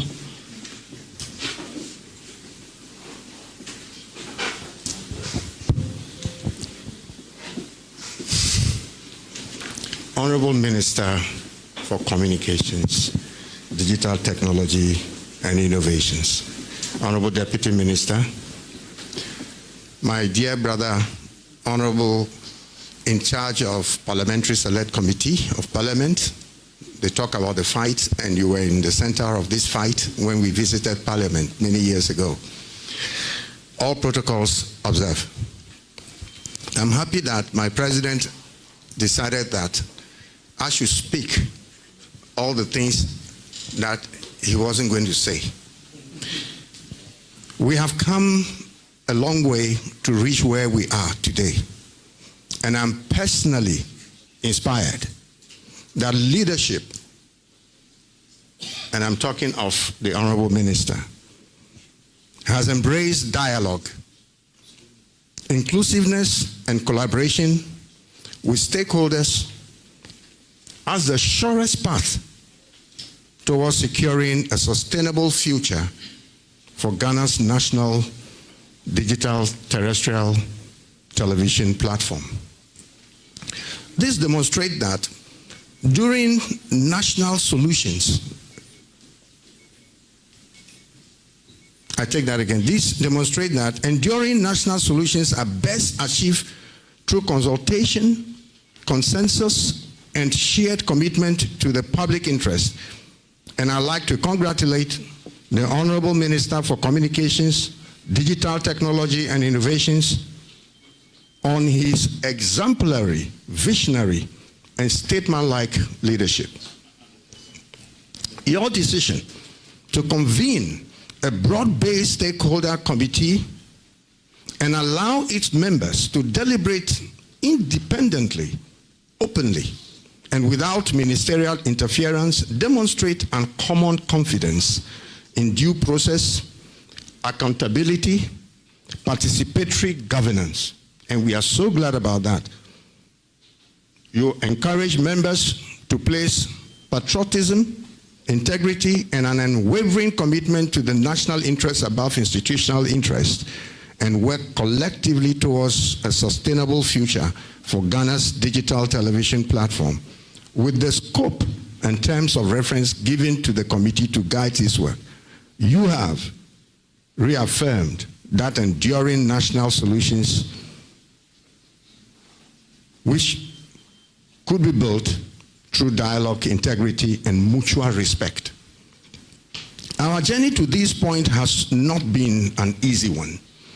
Following Ghana's signing of the Geneva Agreement in 2006, the nation faced a defining choice, whether to depend primarily on internet-based or satellite broadcasting services platforms, which are largely beyond our sovereign control, or to invest in a national terrestrial television platform that we could own, manage, and rely upon by ourselves.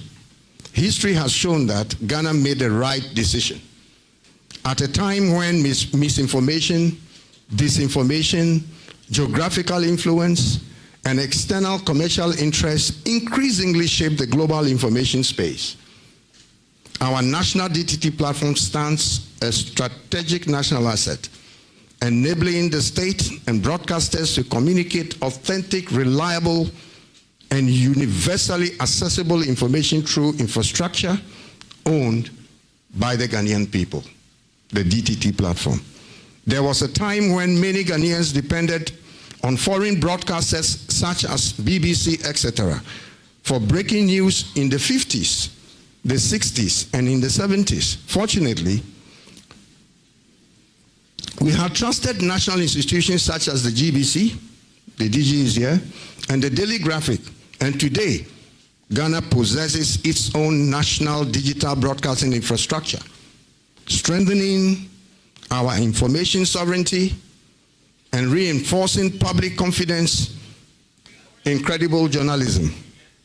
I can comfortably say we took the right decision at the capacity building workshop organized on the 29th and 30th of June 2010 at the Ghana Indian Kofi Annan Center for Excellence in ICT, Accra, to build for ourselves this national DTT platform that the nation can communicate with her people with the flow of reliable information.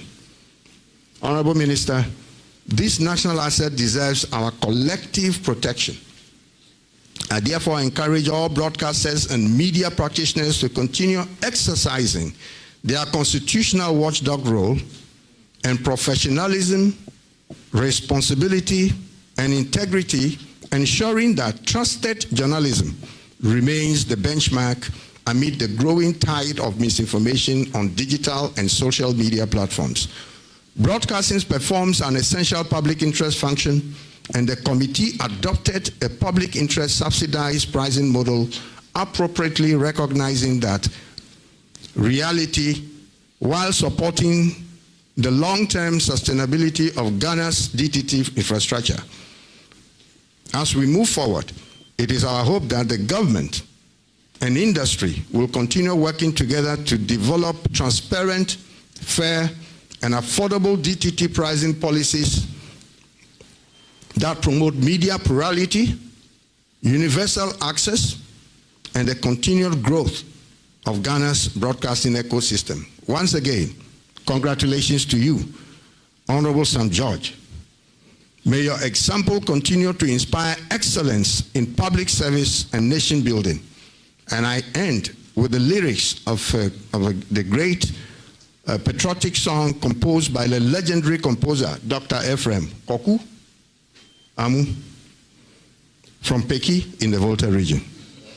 Yes, from Peki in the Volta region. Let's remind ourselves every day of our crucial roles as responsible media watchdogs and trust ourselves to be called as one in our service to our motherland. You know that song? You don't know the song? Every day you should meditate on that song. Miadenyi balolola enuwo nyemiapwasia. We won't sing all. Everybody knows it in their various language. Long live responsible media in Ghana. Long live the Ghana DTT infrastructure platform. Long live Giba. And may God bless Ghana, our homeland. Thank you. Thank you very much, Chief. We've heard reflections from the key institutions represented in this all-important national exercise. We now go to the policy perspective. It's my honor to invite the Honorable Minister for Communications, Digital Technology and Innovations, Honorable Samuel Nate George, to give us his remarks. Thank you. Thank you very much. The Honorable Deputy Minister, the Chairman of the Parliamentary Select Committee on Information and Communications, the Chief Director of the Ministry of Communication, Digital Technology and Innovation, Directors of the Ministry, Heads of agencies present here, the Director General of the Ghana Broadcasting Corporation, the Director General of the NCA, Executive Secretary of the NMC, represented by Mr. Cecil Sunkwa Mills, the President of GIBA, the President of the Ghana Journalists Association, President of the New Media Association. Sounds like a UN meeting, so many presidents. Representatives of KNET, representatives of all broadcasters, members of the DTT committee, our friends in the media, distinguished ladies and gentlemen, all protocols duly observed. Let me take this opportunity first and foremost to thank you for accepting our invitation to this afternoon's event. Today's ceremony marks an important milestone in our collective efforts to ensure the long-term sustainability, efficiency, and effective governance of Ghana's digital terrestrial television platform. It also demonstrates what can be achieved when government and industry stakeholders engage in open, transparent dialogue with a mutual respect and a shared commitment to finding practical solutions to our national challenges. We have come a very long way. This clearly demonstrates the reset agenda of His Excellency President Mahama's commitment to resolving major challenges within the communication sector. This is a real use case worth emulating. The successful migration from analog to digital television broadcasting represented a significant achievement in Ghana's digital transformation journey. Beyond fulfilling an international obligation, it laid the foundation for more efficient spectrum utilization, expanded access to quality broadcasting services, and enhanced opportunities for innovation within the broadcasting sector. However, the long-term success of any national digital infrastructure depends on its establishment and on the effectiveness of the systems put in place to sustain, govern, and continuously improve it. Over the years, concerns have emerged regarding the operational sustainability of the DTT platform. Issues relating to operational financing, infrastructure management, governance arrangement, institutional responsibilities, and the platform's long-term viability were raised by key stakeholders in the broadcasting industry. It became increasingly evident that these matters required candid and careful attention if the platform was to continue serving broadcasters and the Ghanaian public effectively. Recognizing the strategic importance of the DTT platform as a critical national digital infrastructure, the ministry initiated a series of engagements with stakeholders to better understand the challenges confronting the platform and to identify practical pathways towards sustainable solutions. And as has been heard around this table already, we've gone full circle, from complaints to the Parliamentary Select Committee, to courts, to meetings where we were walked out of. I mean, the whole spectrum of emotions have been felt, to optimism and to where we are today. I called the first broadcaster stakeholder meeting on 24 February 2026, barely 5 months ago, to provide an opportunity for broadcasters and other stakeholders to openly discuss the operational and financial challenges that affect the platform and to reaffirm their collective commitments to preserving this important national asset. Building on those discussions, it became evidently clear that the matters under consideration extended well beyond just determining the channel fees. They involved broader questions regarding the ownership of the infrastructure, the governance arrangements around the infrastructure, institutional responsibilities, what was the quality of the service of the broadcast itself, and the development of a sustainable financing framework for the platform. It was against this backdrop that the ministry established the Digital Terrestrial Television Committee to undertake a comprehensive review of all of these matters and provide the government with an objective, practical, and evidence-based recommendation to guide future policy decisions. The committee members were carefully selected to ensure ownership and one voice built on a consensus for effective implementation. I want to believe that with the submission of this report today, the court case, Egbele, court case, Yamutu.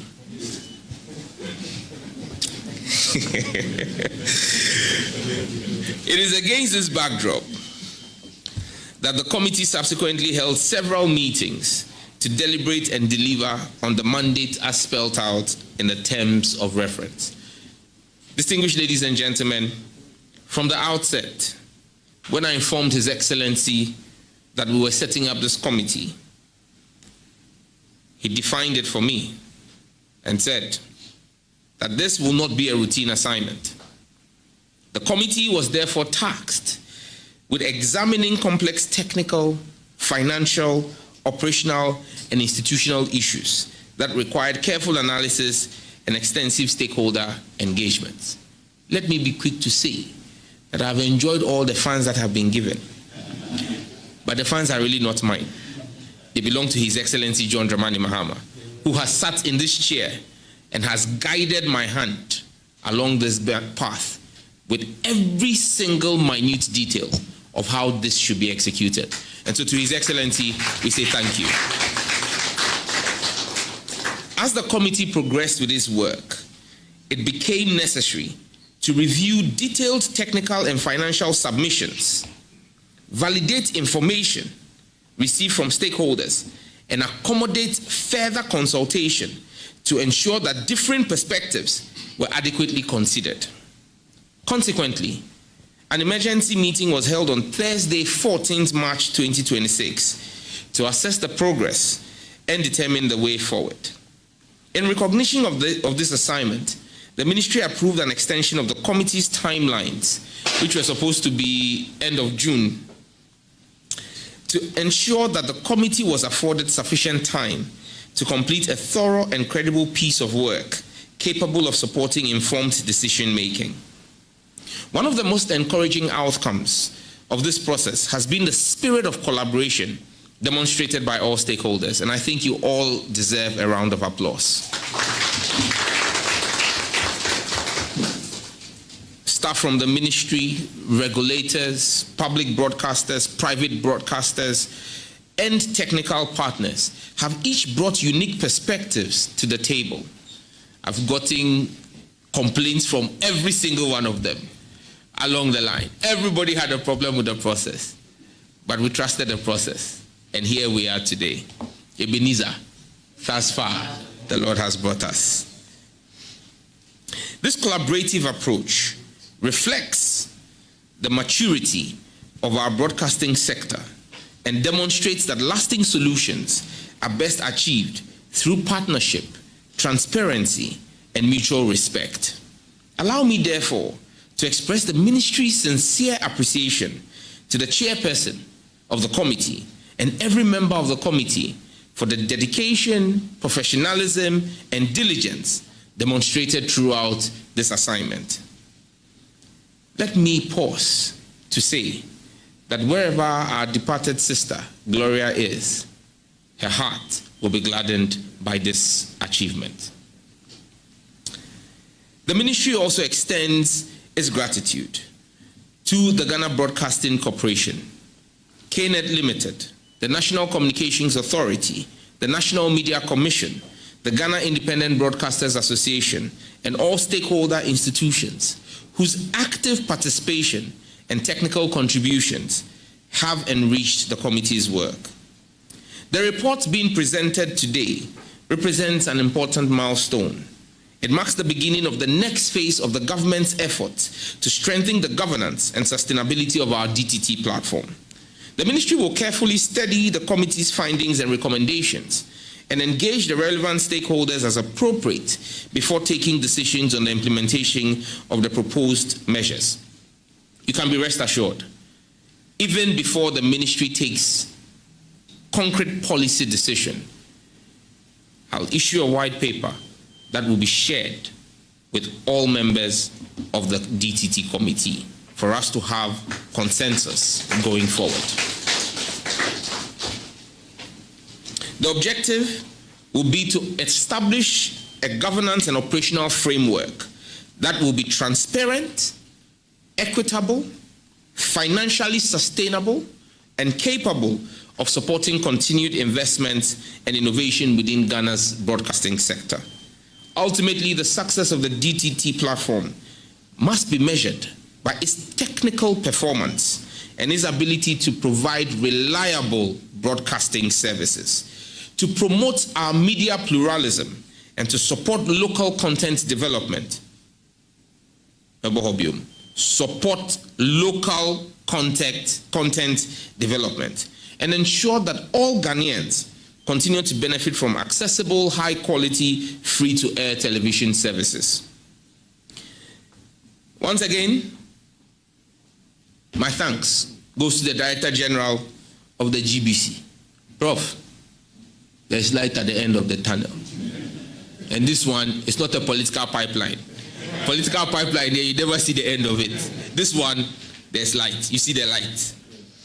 To KNET, our technical partners, and to Giba for all your support and for the live telecast of this as a sign of your goodwill and support for the intent to develop the cost-sharing model that we have built for the DTT platform.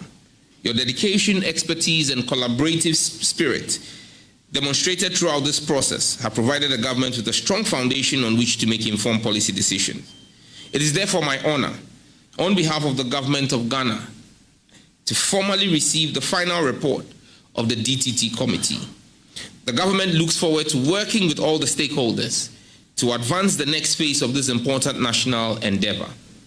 Now, I can go back and report to my boss and say, boss, yet another one achieved. Promise made, promise kept. To all our stakeholders, be rest assured, we will continue to fix all the challenges that we inherited in this sector, one by one, with God being our helper. Permit me once again to congratulate the chairperson, our Director of Innovations at the Ministry, and members of the committee for successfully completing what looked like an impossible assignment in record time. What took 10 years to fix, you achieved in 5 months. This is your victory. I thank you, and may God continue to bless and prosper this beautiful land that we call our homeland, Ghana. Thank you very much. Promise made, promise kept. Thank you very much, Honorable Minister. We now come to the signing of the document. All those who are supposed to be signing, please.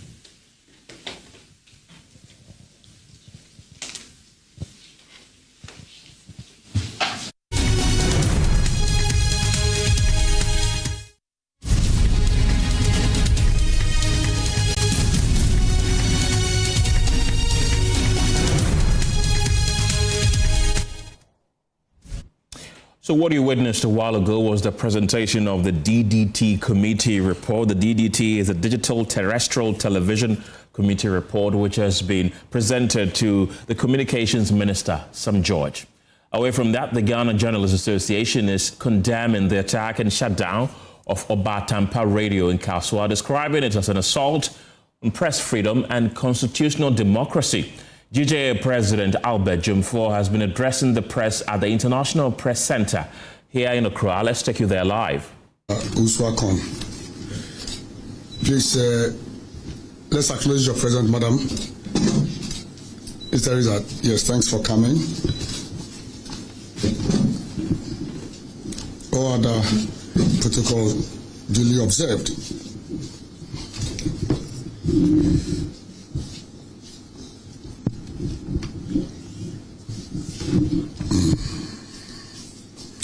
And let me also, on behalf of the National Executive of the Ghana Journalists Association, and on my own behalf, thank you, the media team here, and all media stakeholders for coming this far with us, for supporting us. In fact, anytime we called you, regardless of how short the notices, you avail yourself. And also, apologize profusely for the state, for the late start of the program. I mean, sometimes it's due to circumstances beyond our control. So thank you for your patience and for always tolerating that regardless. Ladies and gentlemen of the media, good afternoon. The National Executive of your great Ghana Journalists Association is thankful for your continuous coverage of our programs and press conferences in our efforts to collectively perform our constitutional mandate. We thank you for responding to our invitation once again. I begin with the attack on Obatampa Radio, Kaswa.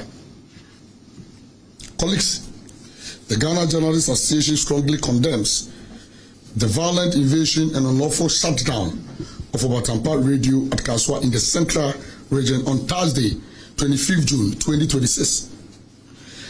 The facts available to the association after visiting the station point to a disturbing act of intimidation, lawlessness, and contempt for constitutional democracy. Report from staff of the station to the GJA explained that a group led by the Central Regional Chairman of the National Democratic Congress, Mr. Richard Asiedu, accompanied by the Ewutu Senior East Municipal Chief Executive, Mr. Seth Banini, and the constituency NADMO coordinator, Nyandi, stormed the premises of the station shortly after 10 a.m. Accounts from staff, including the producer of the station's morning show, Mr. Bernard Meku, who was beaten, indicate that the group confronted journalists and workers at the entrance, forced its way into the station, and ordered staff out of the premises after an altercation. The station was then locked, its keys confiscated, and its operations effectively shut down for several hours. What is deeply troubling is that the group declared that they are now in power and accused the station of political bias and alleged that the station had taken money from a constituency party chairman to undermine the regional chairman. Even more disturbing are reports that threats were allegedly issued against staff, with statements suggesting that what had happened was only the beginning. The GJA finds this reported actions outrageous, unlawful, and utterly incompatible with democratic governance.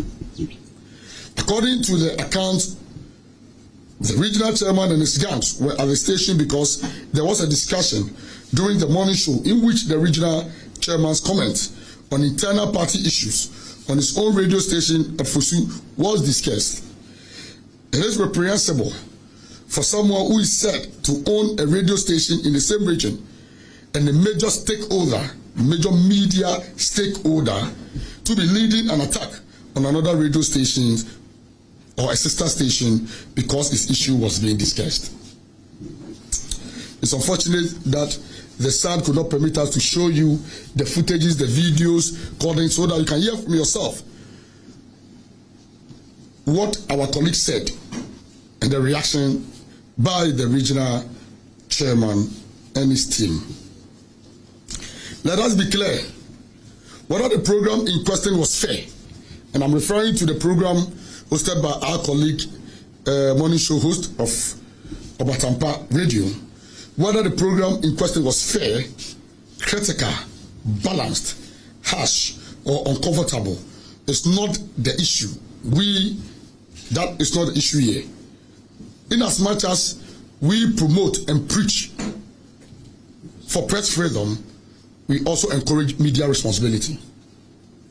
We call for media responsibility, but that is not the issue to treat here.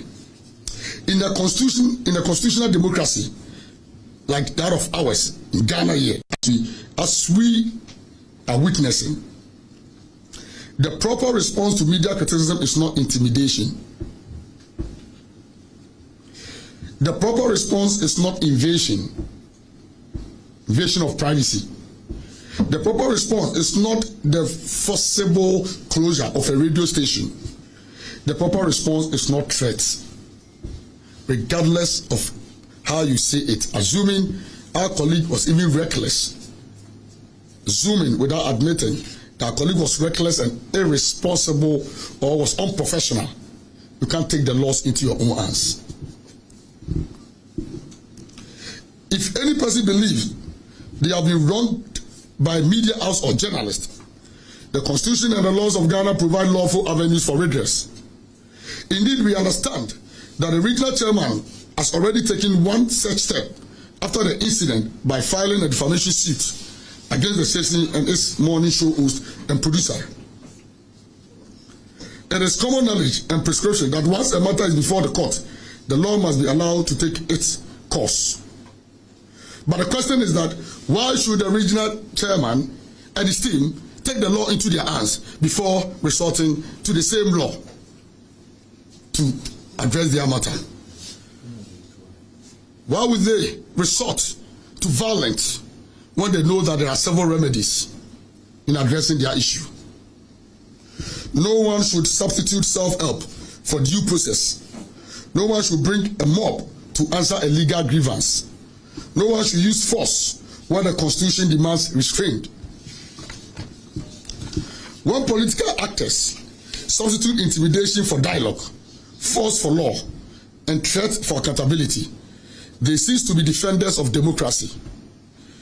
They become adversaries of the constitutional order. The Constitution of the Republic of Ghana is clear and firm on this matter. Article 162 guarantees the freedom and independence of the media and prohibits censorship.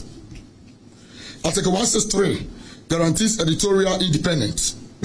Article 21, and I take it again, Article 21 protects freedom of expression and freedom of the press. These are not ceremonial provisions.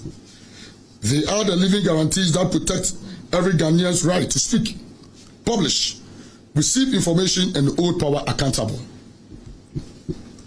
Being a party in power does not confer the license on party leaders to close a radio station. No political office authorizes the silencing of microphones or the pen. No public authority supersedes the Constitution of the Republic of Ghana. The GJA therefore condemns in the strongest possible terms the invasion of Obatampa Radio, the intimidation of journalists, the unlawful closure of the station, and the threats issued against staff members. We also reject any attempt to justify such conduct on the grounds of political anger, grievance, or public office. Attacking journalists is not an act of strength. It is an admission of weakness. It is the behavior of those who do not trust persuasion, cannot withstand scrutiny, and fear accountability. We commend the prompt intervention of officers from the Central East Regional Police Command, led by the Regional Commander DCOP Francis Incho, who reportedly retrieved the keys and facilitated the reopening of the station later in the day. That intervention was necessary, but the matter does not end there. The Ghanaian public deserves a full account. The media fraternity deserves justice, The rule of law demands accountability. We therefore call on the Ghana Police Service to expedite investigations and publicly communicate the findings. Our latest information from the Central East Police Commander is that the assault case has been referred to the CID headquarters in Accra for action.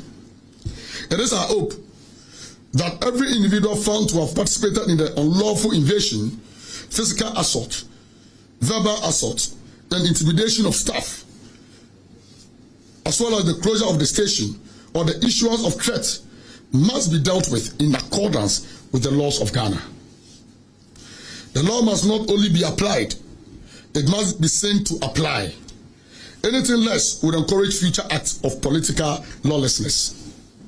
The GJA also calls on the Attorney General to take keen interest in the case and ensure that any prosecutable conduct is not allowed to disappear into delay, technicality, or political convenience. If public officials or party leaders are implicated in conduct that undermines media freedom, the legal process must be swift, impartial, and decisive. We further urge on the National Media Commission to speak clearly and forcefully on this matter. The NMC has a constitutional responsibility to uphold media independence and promote fairness. And I take it again. The NMC has a constitutional responsibility to uphold media independence and promote fairness in the media space. Silence in the face of intimidation weakens confidence in the institutions meant to protect democratic discourse. The GJA calls on the national leadership of the NDC to publicly condemn the actions of its central regional chairman and any party officials involved in the attack on Obatampa Radio, and to apply appropriate disciplinary sanctions where necessary. We trust in the leadership of the NDC, the chairman of Etia, and that of Ifi Kwete, the general secretary, should do the needful immediately. The silence of the party's leadership is what is deafening. When something is deafening, it means that it's dead. And it risks sending the wrong signal. And I take it again, the silence of the party's leadership is deafening and risks sending the wrong signal. We also call on all political parties to rein in their members and supporters. A political culture that tolerates newsroom invasions, threats, and shutdowns is a political culture that endangers democracy. Parties that value Ghana's constitutional order must discipline those who use power, proximity to power, or partisan enthusiasm to attack journalists. The GJA stands in full solidarity with the management, journalists, and staff of Obatampa Radio. We are in discussions with our lawyers and the lawyers of Obatampa Radio to meet the regional party chairman and the supporters in court. An attack on one media house is an attack on all media houses. An assault on one newsroom is an assault on the democratic right of every citizen to be informed. Now, our demand. The GJA is giving the regional chairman, Mr. Richard Asiedu, a 7-day ultimatum to do the right thing and restore confidence in our democratic and media environment. 1, he must publicly admit that he acted wrongly and undermined press freedom. 2, issue an unqualified apology to Obatampa Radio and the wider media fraternity. 3, compensate the station for the revenue lost as a result of the unlawful closure. 4, report himself together with all persons who accompany him to the police for the appropriate action to be taken. 5, withdraw the slap suit he filed at the court. These are our demands. If he fails to comply within the stated period, the GJA will have no choice but to escalate the matter by utilizing our weapons unconstitutional means and treat its conduct as a direct attack on press freedom. In that event, the association will publicly declare him an enemy of press freedom and will pursue all lawful and appropriate criminal and civil action against him and all others involved to ensure that accountability is enforced and that no one is allowed to intimidate the media with impunity. If you approach us with hostility, we shall welcome you with hostility. And this is a warning to Mr. Richard Siedu and his team. We are prepared and ever ready to face him, to meet him anywhere he wants to. The DJ is ever prepared. Ladies and gentlemen, the rise of slaps against journalists. The Obatampa incident must also be understood in the wider context of a troubling development in our media landscape, the increasing use of lawsuits to silence, punish, and financially cripple journalists and media organizations. The GJA recognizes and strongly affirms that every citizen has the right to protect their reputation through the court. No journalist is above the law. No media organization is entitled to defame with impunity. Responsible journalism requires accuracy, fairness, and accountability. But there is a crucial distinction between legitimate legal redress and the weaponization of litigation. I take that again. But there is a crucial distinction between legitimate legal redress and the weaponization of litigation. One lawsuit are filed, not primarily to secure justice, but to intimidate journalists, exhaust newsroom resources, bury critical reporting under legal cost, or send a chilling message to others. Then those suits become something else entirely. They become strategic lawsuits against public participation. In short, slaps. Slaps are a serious threat to journalism across the world. They are particularly dangerous because they often target public interest reporting, such as corruption exposés, governance failures, procurement questions, abuse of office, environmental crimes, land dispute, financial misconduct, and other matters that citizens have a right to know about. Ghana is beginning to witness worrying signs of this trend. More and more, journalists, editors, and media houses are facing lawsuits with enormous damages, repeated claims, and legal pressure that can stretch long after the story has been published. In many cases, the objective appears not to be truth or redress, but intimidation. The aim is to make the cost of reporting so high that the newsroom is forced into silence, caution, or self-censorship. This is unacceptable in a democratic society. The case of Mr. Larry Dogbe, managing editor of the Herald, is a worrying example of the broader menace of slaps and the chilling effect such can.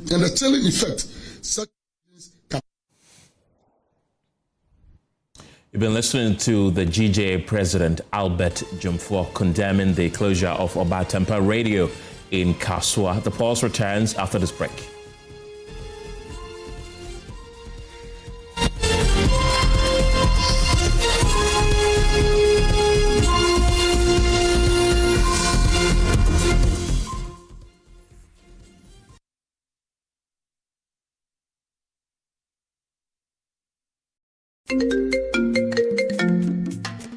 Hello, my name is Pamela from Customer Service. Please revalidate your account by texting your Ghana card number to 0500,000 247.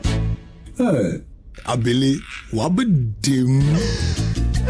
Madam, give me the numbers behind your ATM card. I'm calling from the head office. An email was delivered across to our customers this morning. Confirm if this is your bank account. 100,100,100. Thanks for sending your bank card details. Send the OTP now to avoid cancellation. EcoBank will never call, email, send an SMS asking for your PIN, OTP, bank card, or Ghana card details. Don't get played.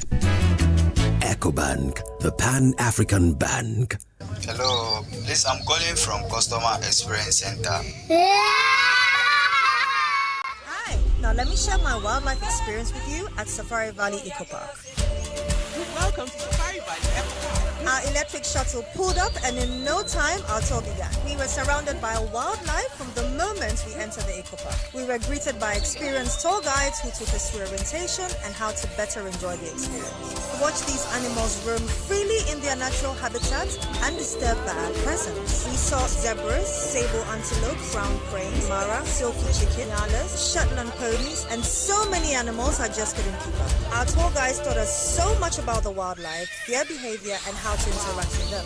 I even fed them. We also went fishing on a man-made canal. Then we took a break to have lunch in this serene environment. All this amazing experience for this price for adults, this price for teenagers.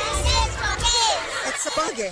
As the sun began to set, it was time to go back home, but not before dinner by the campfire. It's been a thrill of a lifetime, and I can't wait till my next visit. Safari Valley Eco Park, bringing you closer to nature.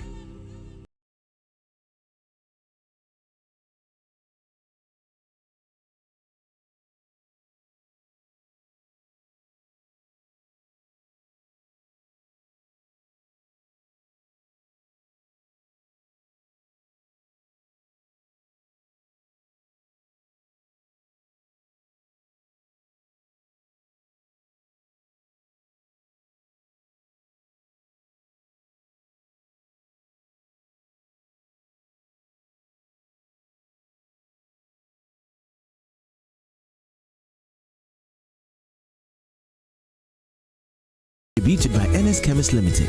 This advertisement has been vetted and approved by the FDA. Palladium Residences in Achimota isn't just an address, it's the home you truly earned. Secure your place with just a 10% deposit and choose from beautifully designed modern apartments or spacious townhouses built for everyday comfort. This is more than a building. It's a vibrant, curated community with a clubhouse, state-of-the-art gym, and an on-site hotel, all at ABC Junction, minutes from Achimota Mall. Enjoy city energy while retreating to your private sanctuary. Call now to reserve your unit and benefit from limited launch incentives, including priority unit selection, executive pricing, and flexible payment options available. Don't miss the chance to pick the best homes. Book your private site visit today. Call 050-9823-424. Palladium Residences. Live smart, invest better. Upgrade your print game with Konica Minolta, proudly powered by SkySat Technologies. From all-in-one machines that print, scan, and copy to professional systems and heavy-duty production machines, we deliver unmatched performance. Right now, SkySat has an unbeatable offer.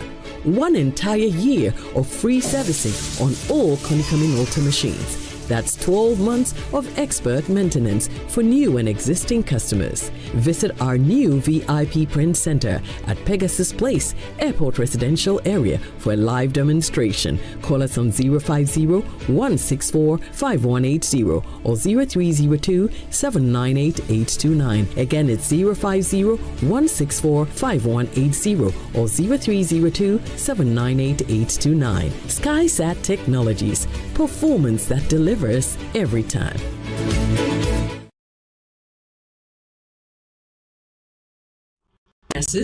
Bad referee decisions. Don't let your child's grade suffer a bad match. Ensure a straight win this academic season with curriculum-aligned textbooks and interactive tools from Pegasus Publishing. From preschool to senior high school, we have the exact game plan your kids need to ace their classes. And because it's World Cup season, you get a massive 20% off every single book. Don't drop points. Call 059-50-10175 or dash to Pegasus Publishing in Accra, Newtown, right opposite the Total Energy Station. Free delivery within Accra when you call. Pegasus Publishing, shaping minds, winning futures.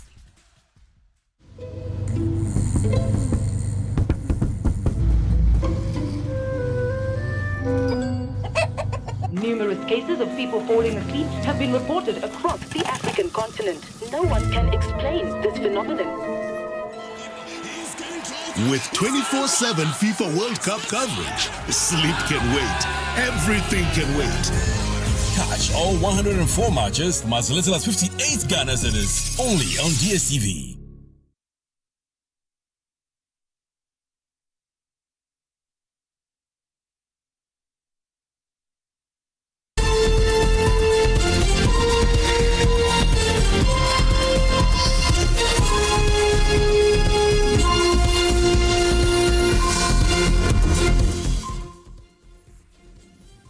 Welcome back. A growing dispute around the World Cup disciplinary decision has sparked debate far beyond football.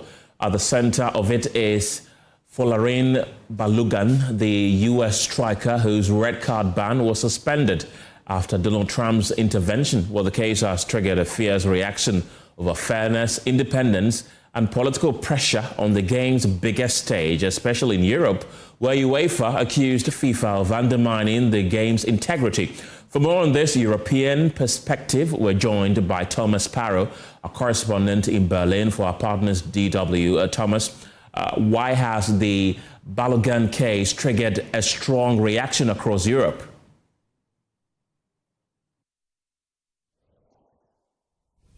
One reason why this case has triggered such a strong reaction across Europe is because FIFA and UEFA is the European football body, have been at loggerheads over a wide variety of issues for quite some time now. So this particular controversy adds fuel to that particular fire. But beyond that, there is concern here in Europe that political influence, in particular from Donald Trump, in particular regarding this Balogun case, could actually affect the autonomy of sport, could actually affect the independence of sport. And that's why the statement that came from UEFA was particularly harsh, a statement saying that FIFA had crossed a red line, a statement that also stressed that the decision had been unjustifiable. But it's beyond UEFA. Also, some of the national organizations, the national federations have also criticized the move, some more harshly than others. And it has also been a decision that has been commented on politically. Several governments here in Europe have also reacted to that decision. And from the European Union perspective, it has also been criticized. The European Commission, in particular, the European Commissioner for Sport, also voicing their opposition towards that decision. What unites all these positions is that fear, that idea that it could set a precedent. That's one element. And second, that it could affect the independence of sport. There's the belief that no political interference should affect sporting decisions, especially also now when we're talking about the Football World Cup. How much does Donald Trump's intervention change the way Europeans view this controversy? Some way, because it's no secret that Donald Trump and several European countries do not see eye to eye, again, on a wide variety of issues. That's something that you can see in plain sight now, for example, in the NATO summit that's taking place in Turkey. All those differences between the current US government and European governments as well. So again, many see this as Donald Trump, again, using his political influence to move a decision towards, in this case, the US national football team. But what all the statements have stressed, all the statements that we saw, at least from this European perspective, they do not focus on Donald Trump specifically. What they focus on is the idea that there should be no political interference in sporting decisions, whether from Donald Trump or other politicians. So it's not specifically about Donald Trump, although obviously at the same time, the fact that Donald Trump and European leaders do not see eye to eye in a wide variety of areas has played also a role in how Europeans view this dispute and this political controversy around the Balogun case. And Thomas, could this become a precedent for future tournaments where disciplinary rulings are seen as negotiable under political pressure? Well, that's at least a fear that you've seen also here in Europe, also among several social media users on social media accounts, stressing that basically now every decision in football and in other sports as well could be then up for review if then there's some political influence there. So there is a fear that this could set a precedent. But that's why there are also discussions underway. That's why there's also this criticism coming from UEFA, precisely also to stop that from becoming a precedent. UEFA stressing that this is a red line that has been crossed, already indicated that in previous disputes they will not follow FIFA's way of approaching things. So there is an idea that while this could set a precedent, there are efforts underway to avoid precisely this from happening. But it is a very big debate, a very big discussion, specifically here in Europe, about how to keep the autonomy and the independence of sport at a very challenging time. With our partners DW in Berlin. Thank you very much, Thomas. And that's how we wrap up today's edition of The Pulse. Thank you very much for being a part of the show. My name is Kenneth Gyasi. Have a good evening.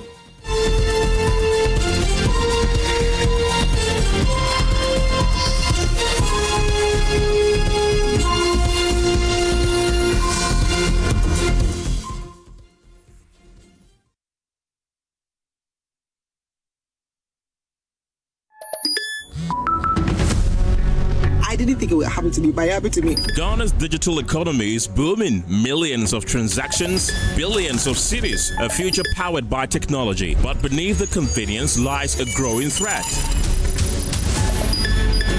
Now it's becoming more towards digital fraud. If we place convenience excessively over security, we run the risk of breaking down the number one currency that we have in that ecosystem, and that is trust. The Digital Economy Forum is a thought leadership series examining the opportunities, risks, and choices shaping Ghana's economic future. In our maiden edition, we tackle a critical issue, the trust crisis, why fraud is holding back Ghana's digital economy. We need to have a 360-degree solution. Join Head of FinTech and Innovation at the Bank of Ghana, El Hanano Reku Asare, Economist Professor Godfred Bokpin, CEO of Ghana Association of Banks, John Ewua, Executive Chairman of E-Crime Bureau, Dr. Albert Enchibuesiako, Chief Risk and Compliance Officer at Mobile Money FinTech Limited, Godwin Tamaklo, Deputy Director General in charge of Technical Operations at the Cybersecurity Authority, Stephen Kujo Seshi, and Head of Internal Affairs at Haptel, Ebenezer Before the Digital Economy Forum. The Trust Crisis, why fraud is holding back Ghana's digital economy. Brought to you in partnership with Haptel. It's happening on Wednesday, July 22nd at 8 p.m. live on Joy News, Joy FM, and across our social media platforms.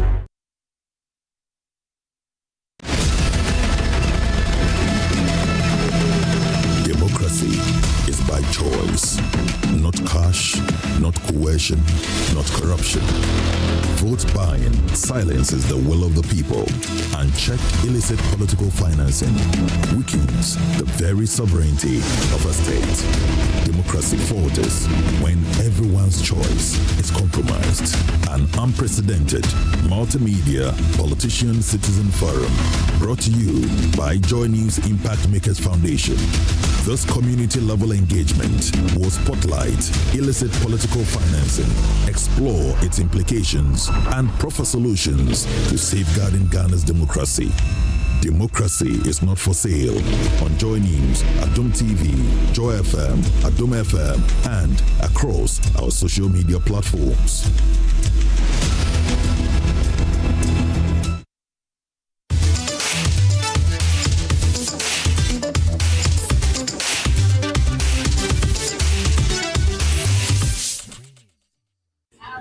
Hello, everybody. It looks the current location is Soho Bar. It's a lovely place to be.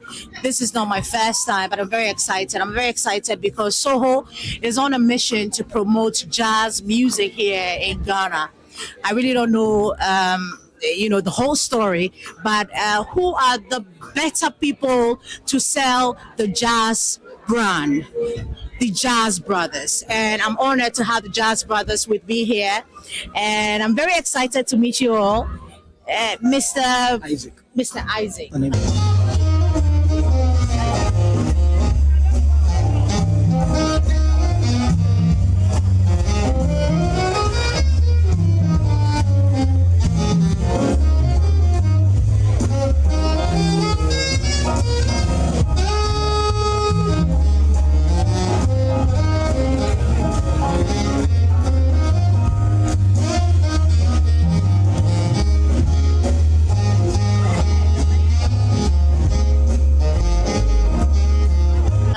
Tell me about, the Jazz Brothers. It looks like, how many are you though? Six Jazz Brothers. Where is the Jazz Brothers coming from? I thought you would say that the High Life Brothers, but now we have Jazz Brothers. Okay, so the Jazz Brothers, we started from Plus 233. We are all products of the Accra Jazz Academy. Yeah, so yeah, we just came up as friends, and then we decided why not we shoot up this jazz genre in Ghana, since it's not really common. So we decided to, play jazz and then make some good music with jazz. I mean, with regards to jazz music. Yes, exactly. So that's how come we came together. We wanted to, create something different. In Ghana, we are used to the high life, and, Afrobeat and all that. So we decided, since we are all products of the Accra Jazz Academy, why don't we come together and form a team and then play jazz music? I mean, just to build, jazz music in Ghana, because we all are aware that jazz music in Ghana is not really exactly. Yeah. So why do you think that it's important for us to,